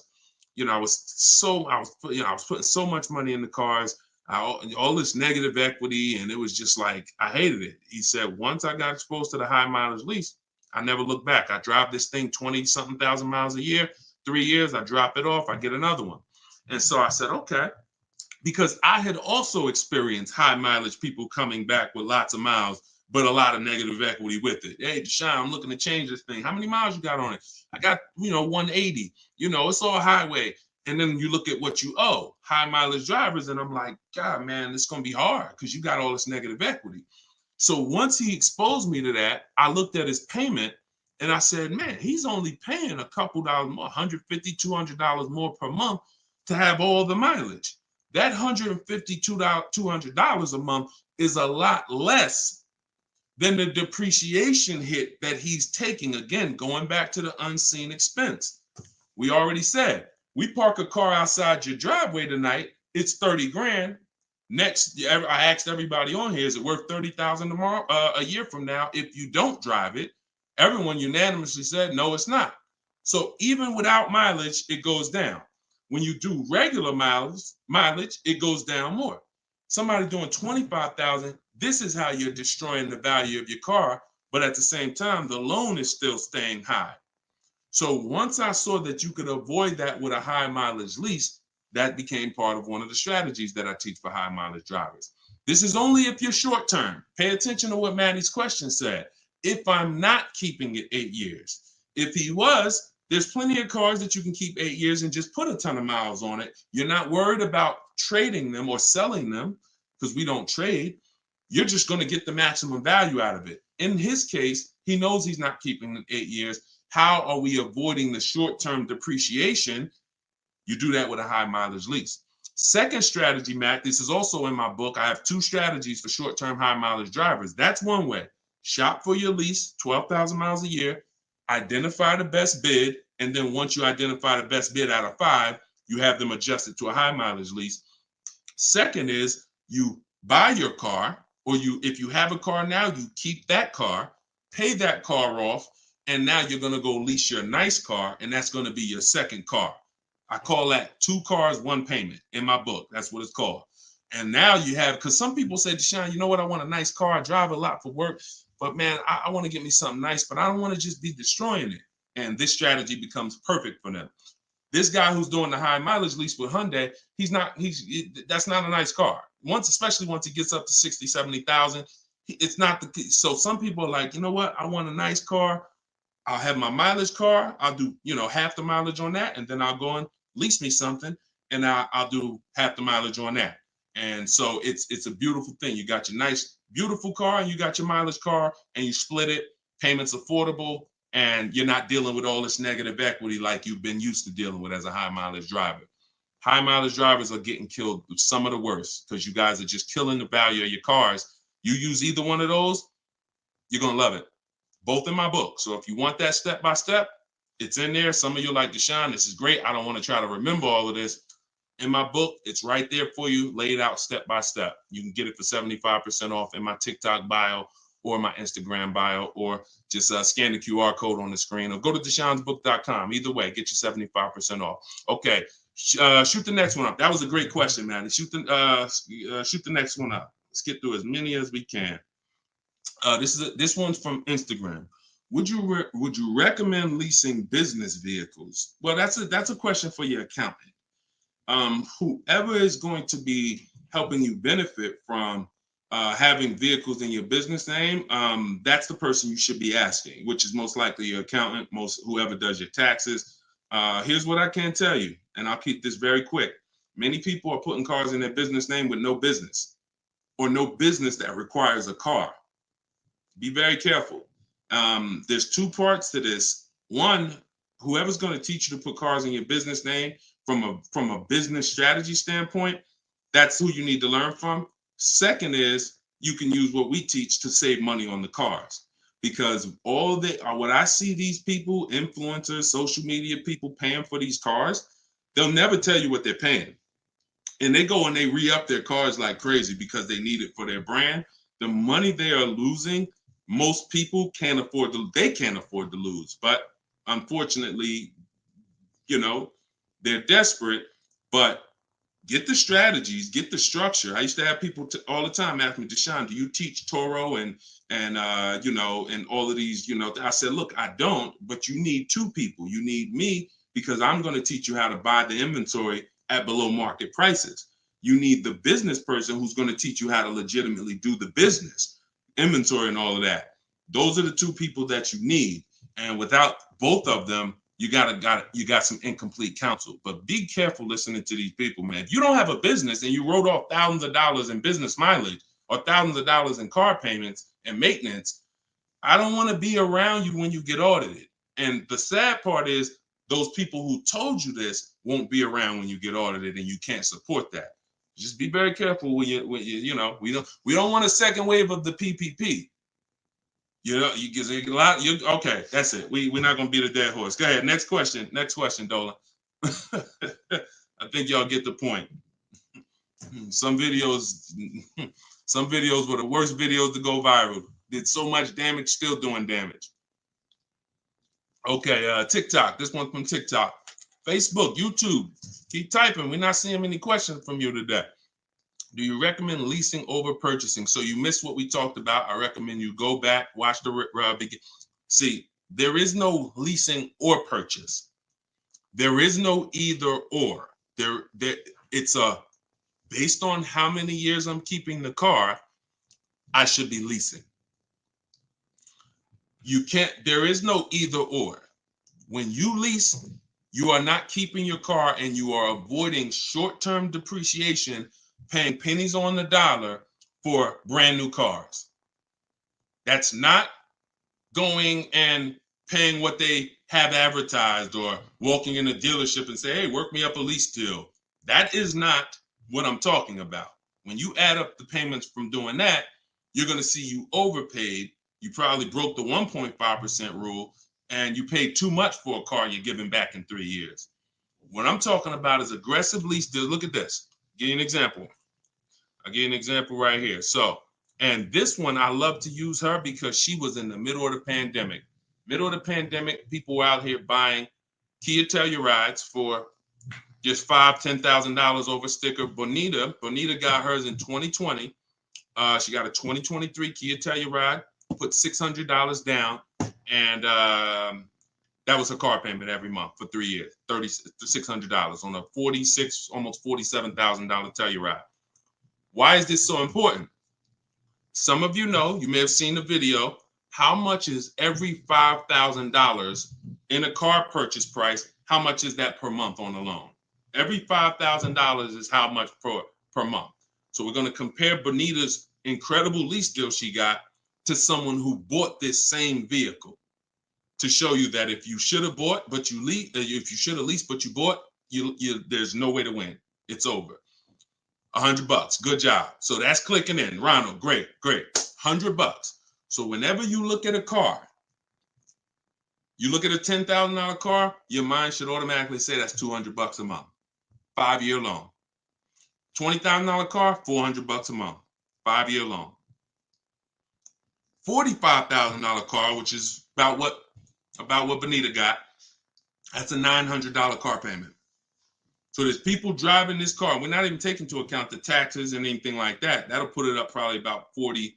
Actually, that'd be put it about 50. For her truck was 46, taxes and fees, call it 50. It's about $1,000 car payment for 5 years. She's paying $600. This is why there's no comparison. And sometimes your mind may play tricks on you. Yeah, but it's more than that. Is it?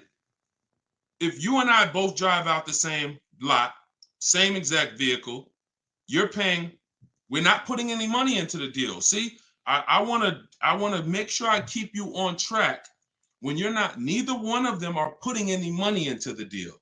They're literally just going in, no down payment. All right, what's my deal look like? $600 a month, great lease. $1,000 a month, 5-year loan, no money down.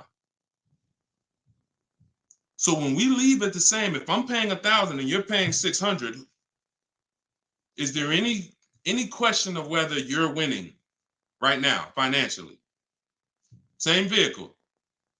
So as we drive, the only way you can eventually win, or I could eventually win if I bought, yeah, I'm paying $1,000, but I'm going to keep this vehicle long enough so in 10 years my Telluride is going to maybe worth $9,000. I kept it 10 years. It's worth $9,000 out there, but it's not losing value anymore. It's been in my household and I was able to outlive the depreciation. So now I win. Doesn't mean you lose. See, it's not like, oh, well, you lost, you should have bought. No, Bonita knows I'm not keeping 10 years. I'm not keeping 8 years. That's not my goal. Therefore, I'm going to shop for great lease deals and I'm going to pay pennies on the dollar compared to people buying. And that's my win. So there is no should I buy or should I lease? Do you recommend leasing over purchasing? I recommend leasing when you should be leasing, which means you're not keeping your car 8 years. I recommend buying when you should be buying, meaning you're keeping your cars 8 years. You're going to outlive depreciation, pay it off, and have a car that is not losing value in your driveway in 8, 9, 10 years. That's when both people win. And if you're stuck in the middle, then what I recommend is you get out of stuck in the middle because you're losing tons of money. Get out of being stuck. Buying leases out, buying loans, straighten them in. Get to one, choose a side. I put 2 good sides in front of you. Choose a side. All right? Good question, though. Go ahead, Dolan, cue the next one up. This was good, man. Wait, let me make sure. I'm trying to make sure I'm sharing all of this. Shout out to the sharers. Everybody getting value out of this? Type $ if you're getting value out of the show. This is what we do. All right, go ahead, shoot it up. All right, a lot of questions from TikTok today. YouTube, y'all, come on, type the question. All right, good to see you, Melody. I see. All right, when is it a good time to buy a car? Sashi, there's no good time. There's no bad time. Dealers have to make deals. See, I want you to not believe the marketing. What I want you to also do is I want you to pay attention when we do these shows. Pay attention to I don't want you shopping in an emergency situation unless it's an emergency. What does that mean? If your car was totaled, stolen, then it's an emergency. You got a couple days, no problem. You can use what's in my book. You can get bids. As long as you get multiple offers, you won't overpay. If you have your back against the wall, that's going to happen every now and then. Multiple offers is the key. If anybody had to go buy a TV right now, I said, look, you got 48 hours, you got to get a 100-inch TV, and you got to get a great deal on it. Is anybody worried about overpaying for the TV? Anybody on here? In 2024, is anybody worried? Dad, man, I only got, back in the days, it might have been like, oh, shoot, 48 hours. That might not be long enough. But you know where to go. Amazon.com, BestBuy.com, Walmart. I'm going to find the best deal on a TV. What I'm telling you is that's the same way you approach car buying. The more you do it the way you shop for everything else, the more you're going to see, oh, this is a lot easier. I'm in a lot more control. I eliminate buyer's remorse. So so even if your back is against the wall, if you're shopping, buying, you still should be getting multiple offers to make sure you're getting the lowest in the market. I'd say at least 5 because 80% are overpriced. Now, if you have time, then what you should be is in the market early. I teach something called 2 dates. The as soon as date, no later than date. As soon as date means soon as you can make a deal. Don't look at offers until you can make a deal. Don't entertain it's a waste of time. You might say, Deshone, I'm waiting to get this promotion at work in May. Then I'm a car shop. Should I look at deals now? Makes no sense. You can watch the market, but it makes no sense to entertain offers because you're not in a position. So as soon as you could accept an offer. Now that might be today. Then no later than date. That's the deadline. The gap in between that is your leverage. What does that mean? The ability to say no. See, you're about to start shopping in a way where you can say no, and the people that are walking into dealerships usually have put themselves in a position where they can't say no. So they're walking in saying things like, I need a car right now. My lease is up. If your lease is up, call, get a free extension. You shouldn't be shopping with your back against the wall. They're walking in saying things like, man, nobody has cars. That's because one dealer they walked in didn't have cars. Maybe they went to a second one, didn't have the color they want, and they're like, man, nobody has cars. They're broadcasting that energy, which is actually that's going to cost you. When car salesmen take it from me, I was in there every day of my life for 14 years. Not every day, we had days off, but when you say things, we're trained to hear them. No one has cars. That means the price just went up. If I have a car, you're going to pay more for it.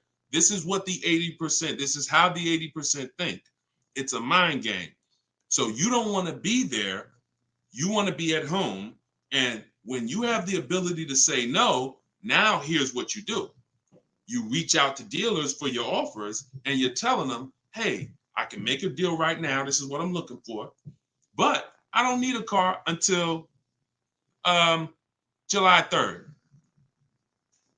See, that's power. That means, hey, if I got a car coming next month, I can talk to this person about it. Most times a person walks in, they need a car this week, next week. That means whatever's on the ground, that's all we can talk to you about. But when a person has been proactive in shopping, which is what I want you to do, which is what I'm going to teach you to do, it's all in my book, and it's everything you'll hear me talk about, is when you have the luxury of time, it benefits us.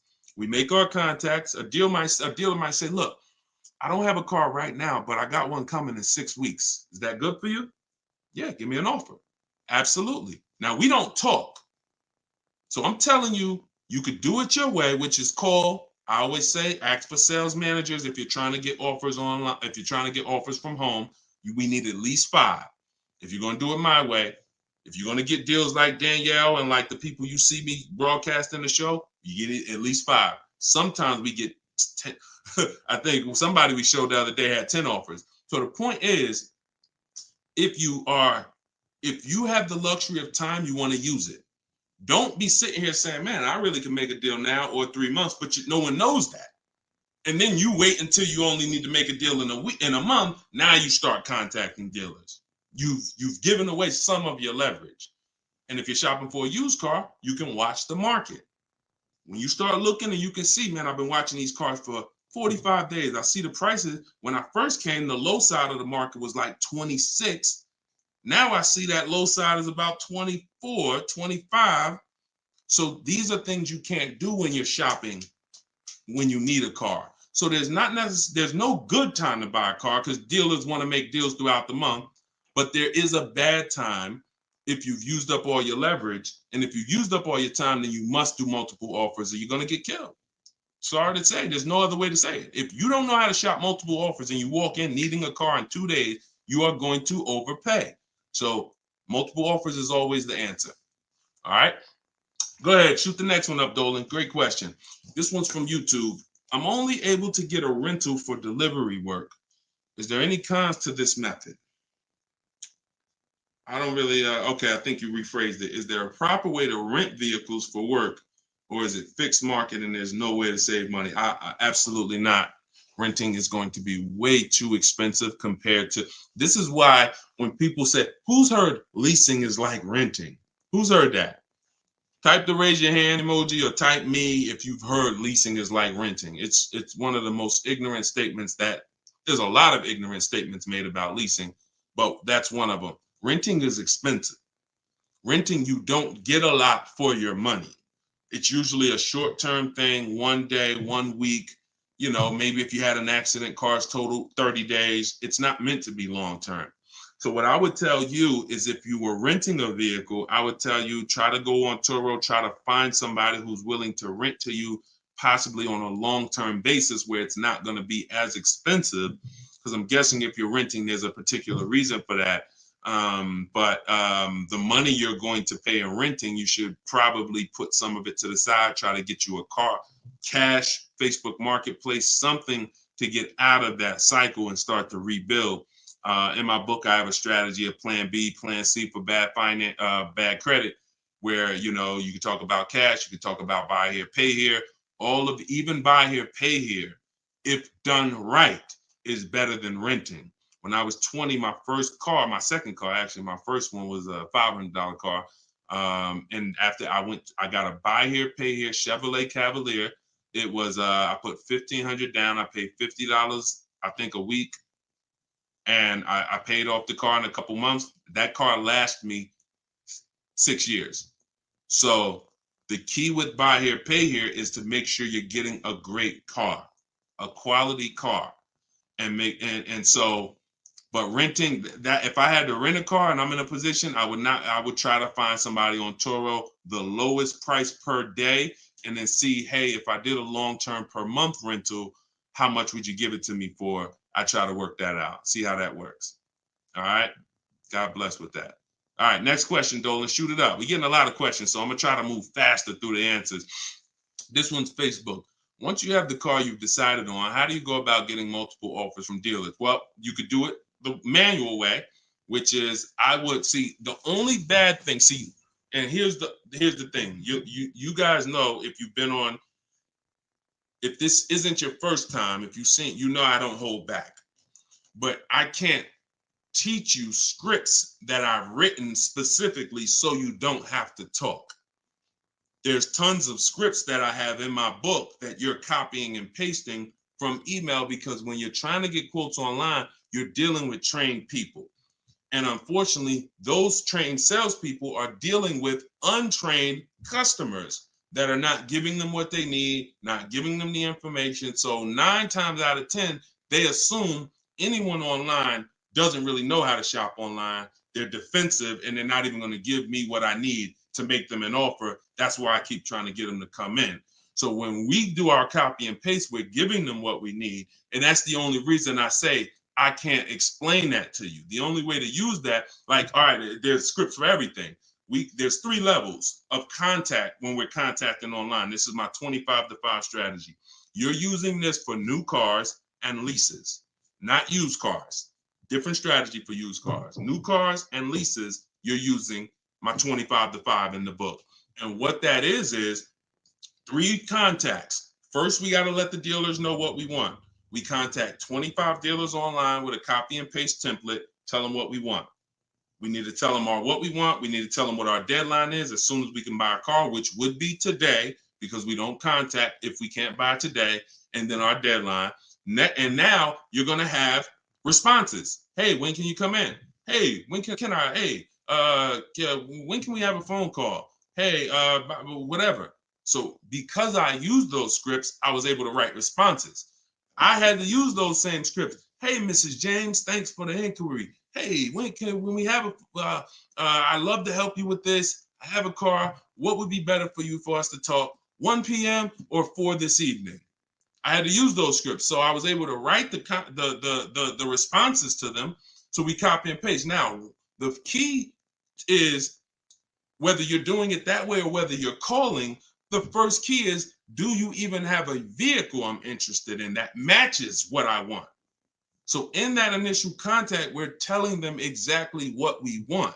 Color choices. Hey, I'm open to black, blue, gray. I'm open to a sport model or a touring model. I'm open to this. Like, this is what I like. You have to tell them that, or there's no way for them to search the inventory and get you and even see if there's a match here.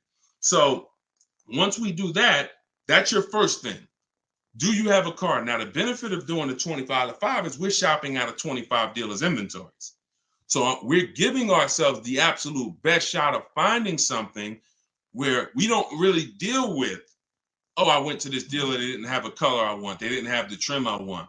If we contact 25 dealers and there's no inventory, that means they're either in between model years, which means, okay, maybe the 24s got sold out, 25s haven't come in yet, we're on that bridge, or it's a rare car, hasn't come in yet, or it's a very rare car. See, that's different than you believing the car is rare because you visited 1 or 2 dealers. Once we contact 25, if the color, we're reaching out for a pink one and the dealer is saying, hey, we don't really have that color, that's when we know. So shopping out of 25 dealers, we get the best shot. We're trying to find who has a car. Second thing we're going to do now is we need to send a quote request.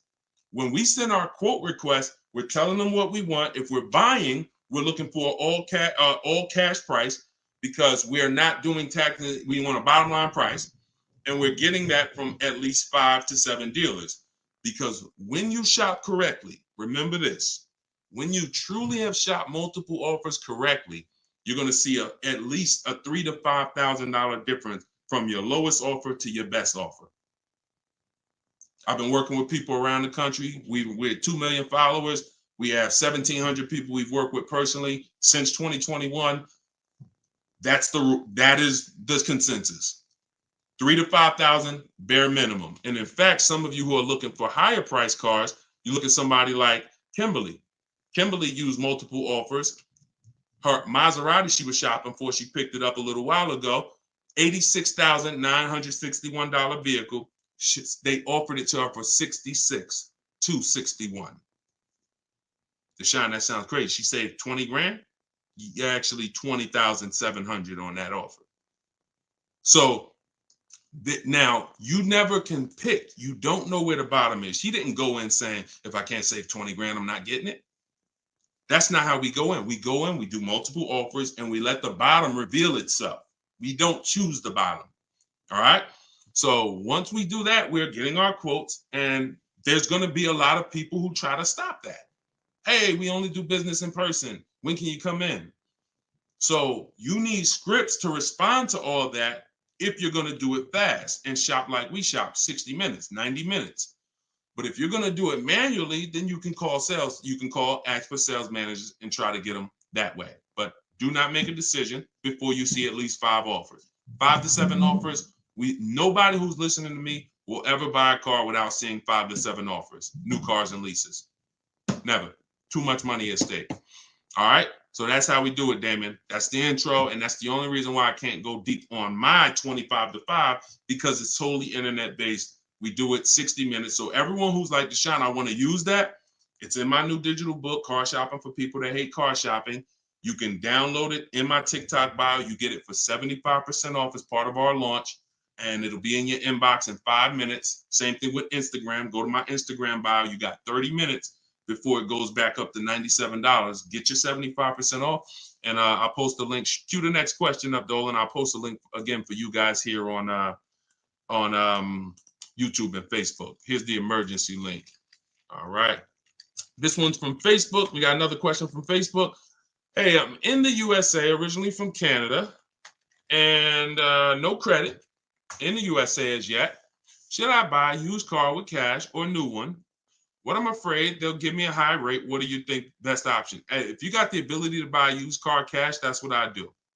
I'd get a great car, spend as little as possible on it, Facebook Marketplace, because I'm not looking, if I can, to go into a high interest loan when I can get me a car and then I can build my credit. I want you to follow Haley, somebody named Shonda Martin. Her brand is called Road to 750 Plus. She's very similar to me in that she does these Q&As all the time. She's live. She's a genius. She's clearly studied for many, many years to understand. And even me using her thing, her strategies, I've added at least 80 points to my credit just from things I didn't even know. Like, and the real person who's an expert is going to show you where the blind spots are, things you didn't know. And that's what Shonda is. Some of you may follow her. She's amazing. Yeah, Cavante said, yeah, she's amazing. She is. So follow her. But yeah, I would be looking to get something inexpensive, point A to point B, little as possible. Make sure you find wherever you live, ask around who's the best mechanic in town. Ask like who does everybody know in town that, you know, fixes cars, just a good guy, good woman. And you find them and you say, look, I'm about to go pick up a car. I'm gonna buy it privately. Well, can I pay you, you know, $100 to inspect it for me? Get yourself an inexpensive car, and that'll give you the ability to be on the road. At the same time, you have the ability to have the time to invest in your credit. So when you're ready to make a power move where credit's concerned with a car, be it leasing, financing, you're good. All right. But if you go buy a car overpriced interest rate, it could really set you back. It can really set you back. It's happened to too many people. Great question. Cue the next one up, Dolan. Great questions today. YouTube, should I buy a car cash or do I get a loan? It's a great question here. A lot of great questions.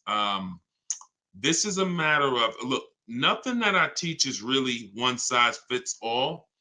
That's been the problem. 8-year rule, absolutely.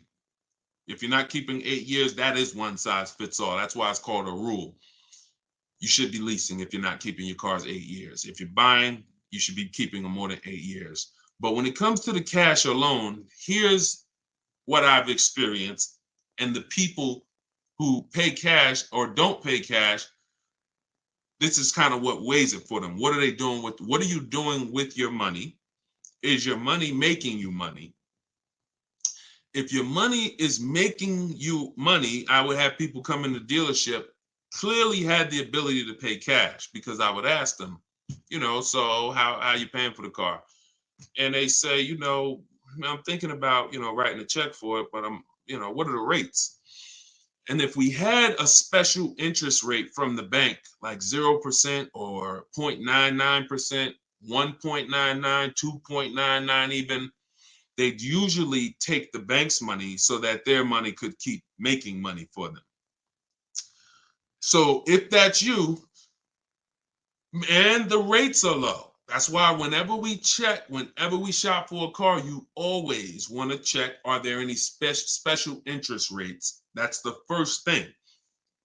I teach something called the bank bidding war. It's not just dealers that bid for our business. It's banks and credit unions too. So in the bank bidding war, there's 3 rounds.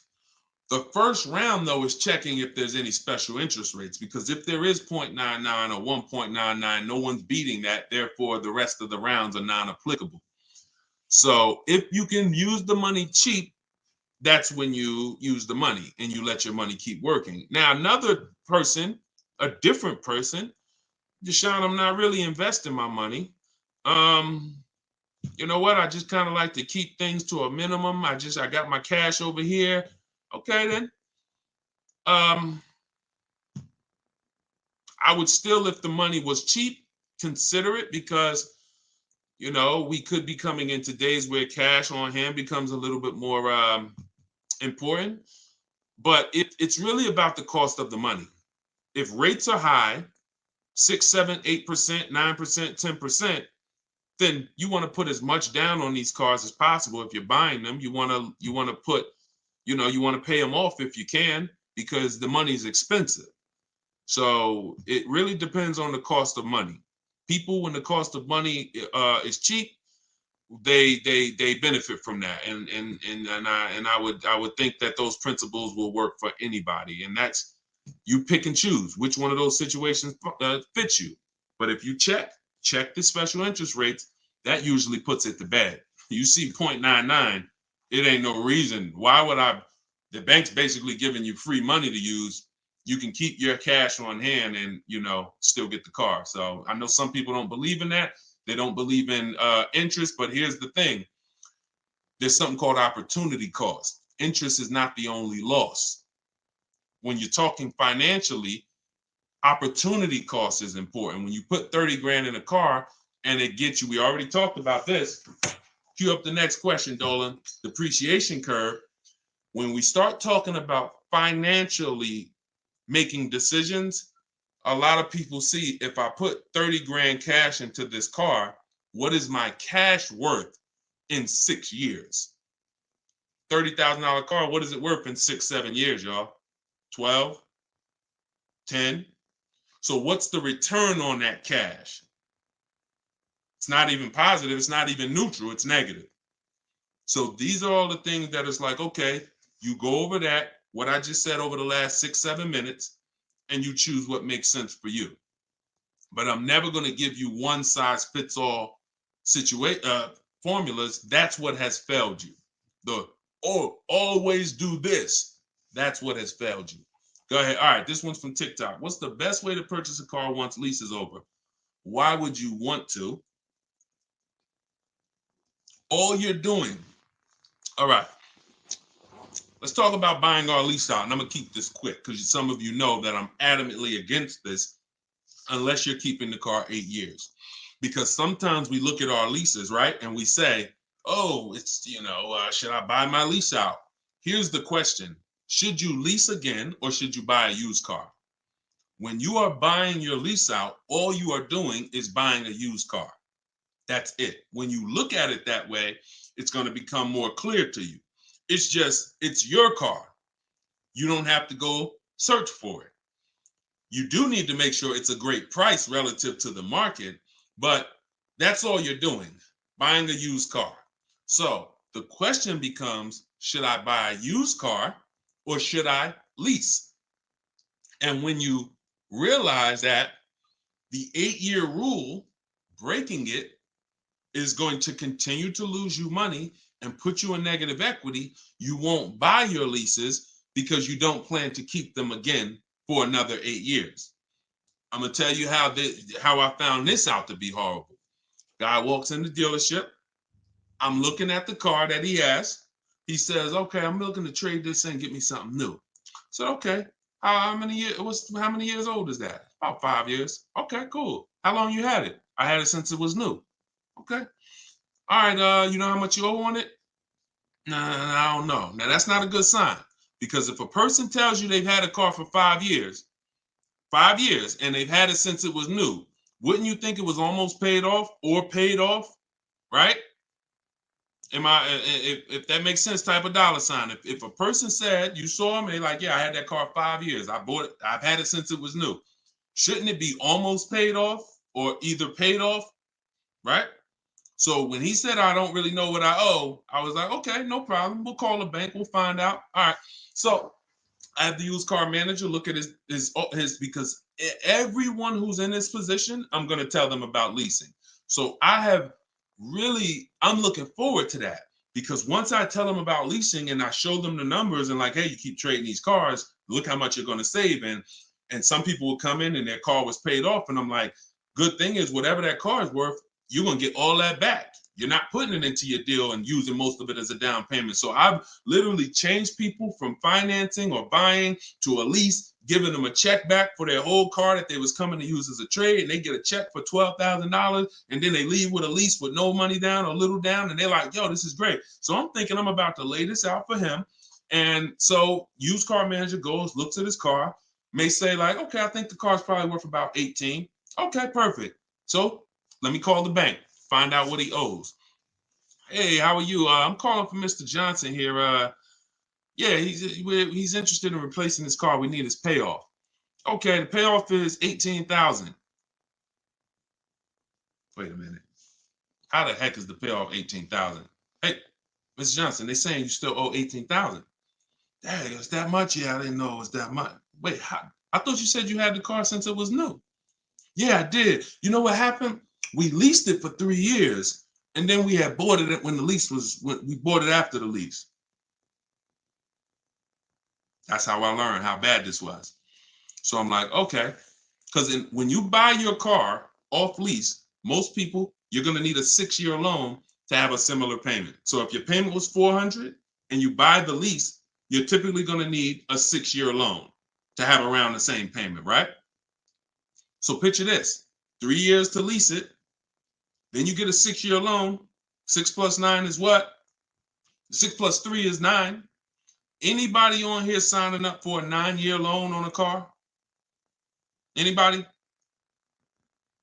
We got a lot of people on here. Anybody on here signing up for a 9-year loan? No? Okay. Room's quiet. So we've never signed up for a 9-year loan. Look, she said, heck no. Right. We never signed up for a 9-year loan, 9 years of payments on the same car. Yet when we buy our leases, this is what's happening. So you look and say, all right, you bought your lease, you put 6-year loan, so you leased it for 3, then you paid it for another 2, that's 5. Now you're tired of it. Yo, man, I've been in this car, let me go trade it. Problem is, you still have 4 years left of payments. That's why buying the lease is horrible. One situation where it makes sense, if you're keeping it 8 years. That's it. If you're going to keep it another 8 years from the day you buy it, then potentially go ahead. Because all it is again, buying a used car. If you said to Sean, should I buy a used car or lease? How many years you keeping it? I'm keeping 8, 9. Buy the used car. Don't lease. So preaching the truth. Thank you, Kevin. I'm glad, man. And hopefully these stories will stick in your head. So when you encounter these situations, you know, when someone says to you, hell, man, I'm thinking about buying a lease, you'll never forget the story. So this has nothing to do with getting the best deals. This has everything to do with having the best deal structure. So I'm glad that clicked. Go ahead, shoot the next one up, Dolan. Oh, I see we already been on for.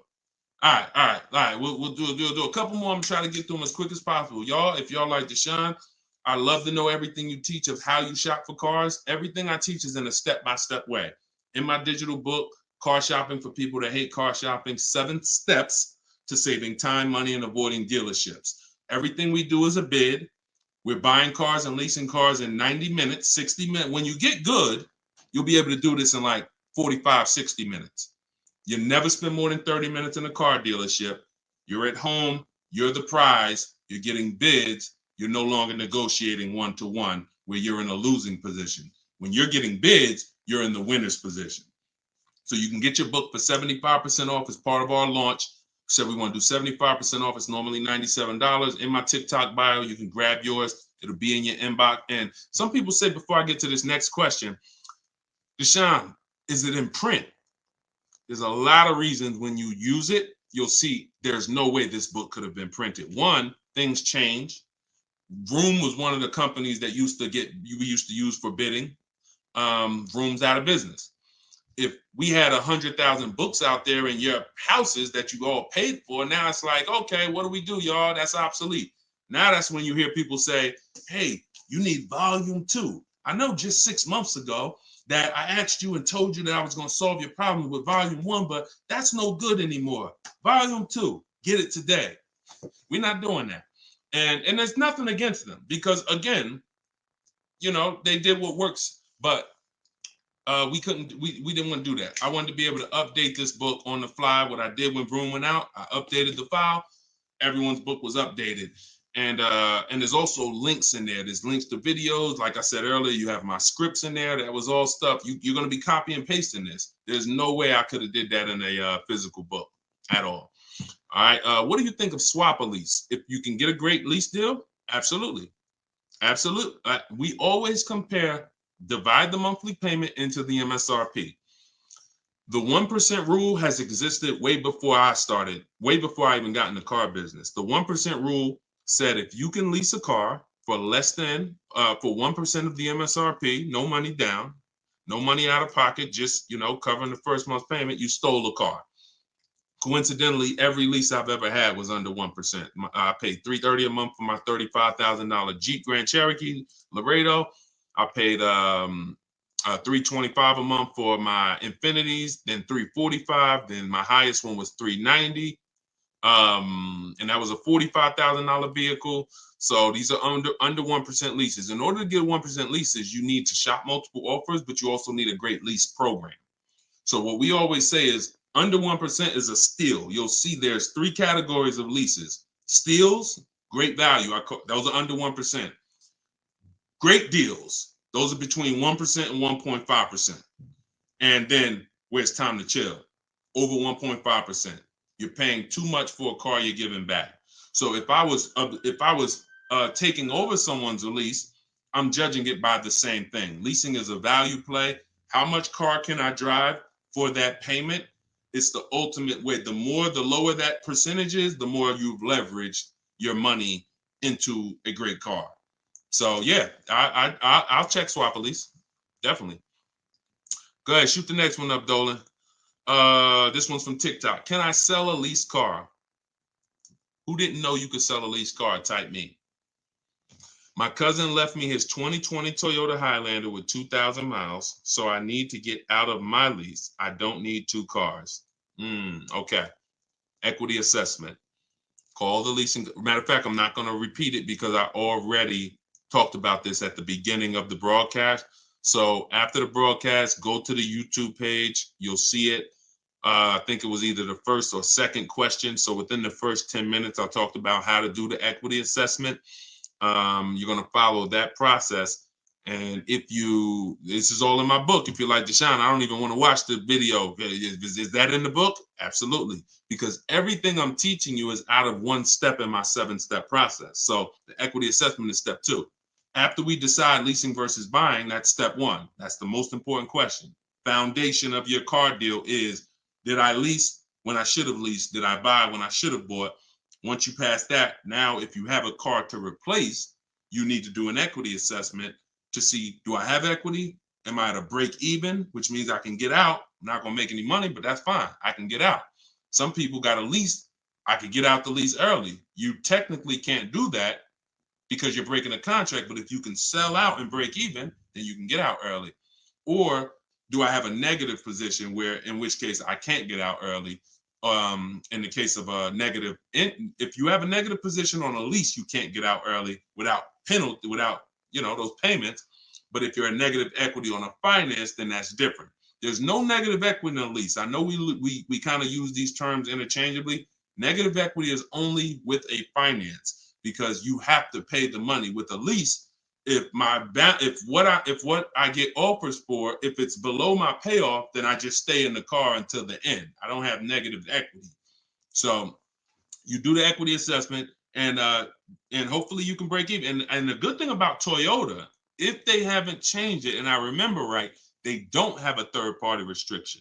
So you should be able to, if those offers you get are what you owe or higher, then you should be able to sell that car right to CarMax or Driveway or AutoNation, whoever makes you the highest offer, and you can be out of it literally. You do that today, you could be out of that car tomorrow. All right, so keep me posted. Go ahead. Shoot it. See, we're over an hour. And I know Dolan, we always try to keep the shows an hour, but it's like the questions start rolling in and it gets good. Go ahead. Shoot another one up, Dolan. We'll wrap in a second. Facebook. When you go online to build and decide on needs and wants, you look at the cash price, not the lease price. We don't look at any price online. Pay no attention. Nothing online is a deal, y'all. No commercial. I don't care what you see. Deals are like this. Hey, look, this is their offer. Look, this is what we gotta. Can we do it? What? Can you get them up any? Like, will they come up any at all? Nah, man. They said that they made this, and it's like, shoot. All right, let's see if you get another. Can you get another $10? If you get another $10 a month out of them, just take it. If not, then do the deal. That's a deal. You don't repeat it. You don't. I used to have to tell certain people, when you got a real deal, hey, when you come back, I'd love for you to send me friends, family, but don't tell them what you're paying, because I probably can't duplicate that, honestly. That's a deal. The whole opposite is what they advertise to you. Deals are not advertised. Deals are when the dealer makes little to no money. Little to no money. That's a below market deal. If they're putting something on a commercial, that means the dealer doesn't mind if 80 people come in and get that offer this month. You have the money down? Yeah, I want to pay the $460 a month. Okay. You have the money down? Yeah, it was $3,400, right? Okay. What about the taxes and fees? Because that's small print. All right, how much is that? That'll put you probably about another $3,200. And then I could be at that payment from the commercial? Yeah, definitely. Okay, let's do it. That's not a deal. That's not nothing special. We didn't mind making that. Come on, if that's what you want. So if you want deals, you got to understand. Don't look at commercials. Don't look on the internet. Oh, this deal is advertising this. Deals are not advertised. Let that set. All this marketing that has worked on, come at the end of the month. Imagine being in a business where your customers were trained to come at the end of the month. Imagine if you had a pizza shop, a car wash, and that happened. You knew that the industry was so good at marketing that you knew the last 3 days of the month, your car wash is going to have lines around the corner. That's marketing. So dealers make deals when they're like desperate. I want to see. Nobody's here. So don't pay attention. Don't pay attention to that. Just follow the process. Oh, I see you got the book. Just follow the process. If it's not written in there, Ty, don't add to it. Don't add to it. If Deshone didn't say, go to this website and look and then write that down, don't do it. The whole purpose of why I wrote that book in that way is to take the guesswork out of it. If you find yourself like, okay, what should I do here? All right, I'm going to do this. You're probably off my path, because my path is very rigid. It's like a McDonald's system. You hear that beep, the nuggets are ready. Oh, don't change it. And then you'll get the results. We call that trust in the process. Great question. All right, y'all. We just hit an hour and 10 minutes. Y'all, I would love to do this all day. We are going to continue to do these broadcasts. Once the questions start coming in, I don't want to discount any questions. So I wish some questions I could just answer in 30 seconds. It's not possible without me just cutting it short and then you not getting the value out of it. So we try to get through as many as possible. For everyone who wants everything I teach in one place, you can get everything in my social media videos. But I think what you understand now from being on the broadcast is there's lots of different situations. So when you're moving through my social media video, you're saying, oh, he's talking about leasing here. He's talking about buying a used car here. He's talking about banks here. He's talking about high mileage here. All right, that means I got to try to piece this together myself. Same thing with the broadcast here. If you're like Deshone, I want everything in one spot, step by step. It's all in there. Leasing's in there. The high mileage paths are in there. The new car purchase paths are in there. Used car purchase paths are in there. And step 7 of my book is delivery. So you shouldn't be thinking, oh, I'm gonna read the whole book, then I'll start shopping. No, it's action guides. It's essentially a big checklist. Do this, do this. By the time you get to step 7, you should be picking up your car, getting ready to have it delivered. So that's the way it is. You don't take a quiz at the end. The quiz is, if you did it right, your car's on the way. So everyone can get your book for 75% off as part of our launch. It's in my TikTok bio. Grab yours, use it, and please make sure you email me your deal. As soon as you make your deal, send me an email. Deshone, check this out. I don't want to see just the car you got. I want to see the price you paid. You're going to have price assurance, and I'm happy to be on this journey with you. So get it in here. I'm going to send this link. I'm going to type the link one more time for you guys here on Facebook and YouTube. In case you missed the countdown, I just typed the link. You can grab it there. TikTok, Instagram, it's in my bio. Click that website and then click that button that says 75% off. So until then, thank you, Ty. Great questions today. Great questions. All the questions were good. And I'll see y'all on the next broadcast. We'll keep this going. God bless y'all.